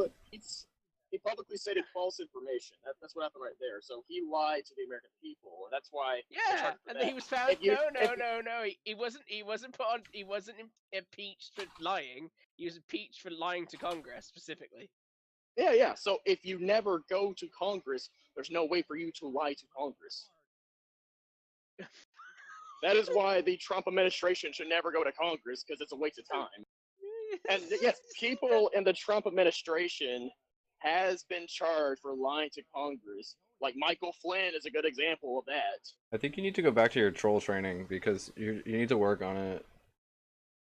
Hey, I mean, I'm telling you the truth here. You're not telling me You don't shit. listen. So this entire time it's just been one ear out the other. That's how it is. That's cool. I mean, you said contempt of Congress doesn't exist. That it's never happened and therefore it doesn't exist. It's not a real thing. Lying to Congress has happened. Contempt of Congress has never happened. Yes, it has. You want to look it up, or do you want to just make up shit? There's a president doing it right now. Yeah. So you do want to just make up shit? Yeah. Okay, good. I'm glad we got it on the record. Oh, I'm glad. Are you recording this? Yeah. Oh, I hope you are. Yeah. Am I gonna be on YouTube? I hope so. I hope so too. Yeah. Hey, Mom, pop out I there. really wanted Just want Right Side of History to join in on the debate we were having on stream, and I think you can tell why. Honestly, I'm so glad I muted him earlier. I didn't know he was muted the whole time, but I'm really glad I muted him earlier. I probably would have been way more triggered during that conversation. I mean, you stuck around, so you're also having some fun. I'm having some fun, but I can tell. I just don't know, like, how things, like, work inside your head. I mean, it's really bad. You can say whatever you want. I'm just looking at I will say whatever I want. Thank you. That's the First Amendment. I know it is. Oh, Glad we can good. agree on that. Yeah, I'm glad we So can agree. What do you think about the N-word? I don't like it very much. That's a tangent. Oh, okay. But people should be allowed to say it, right? I guess so. Yeah, sure. It's the First Amendment, right? Yeah. Well, the First Amendment doesn't include things like yelling fire in a theater or something like that. You agree with that, right? There are limitations to your freedom of Well, speech. yeah. You can't directly result in violence, but I don't see saying the N-word is causing direct violence. Can it? Depends on how you use it. So me saying the N word in a crowded theater is going to cause a riot? It depends. does, you're Depends not on how many black people there are, and it depends on how white you are. Yeah. Well, last time I checked, it's never happened before. But All right. I Well, guess how we much could do you take- like saying the N word? Oh, I love the N word. Oh, all right. Do you happen to be a little racist? Oh, I'm. God, you don't even know. I'm the CEO of racism. If you didn't know that. Oh, I wouldn't be surprised.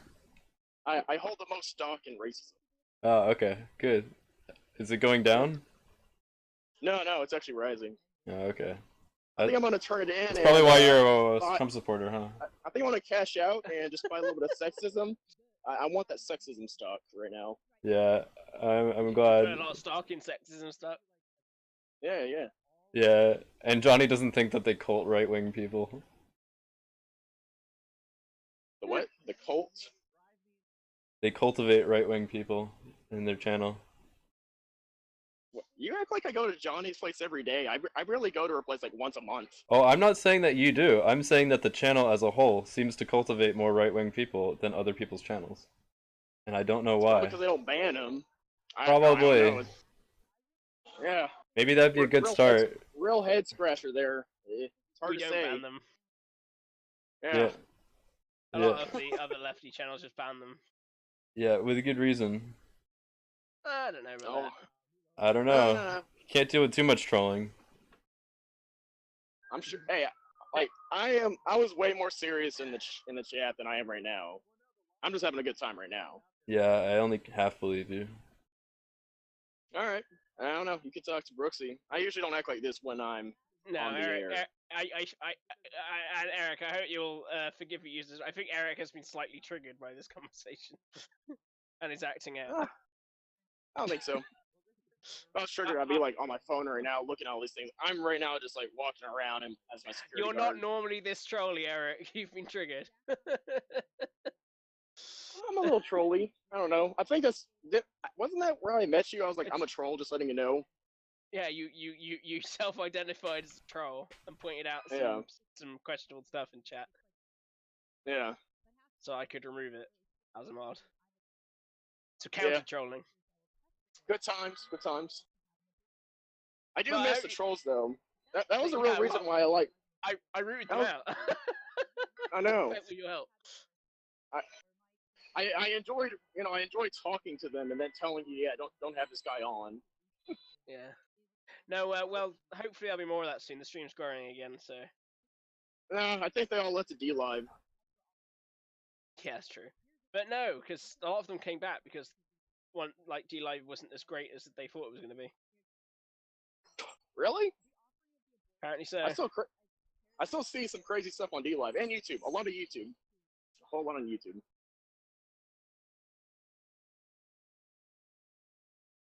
I don't know, like YouTube really are strict on uploading videos, but when it comes to live streams, you can say whatever you want.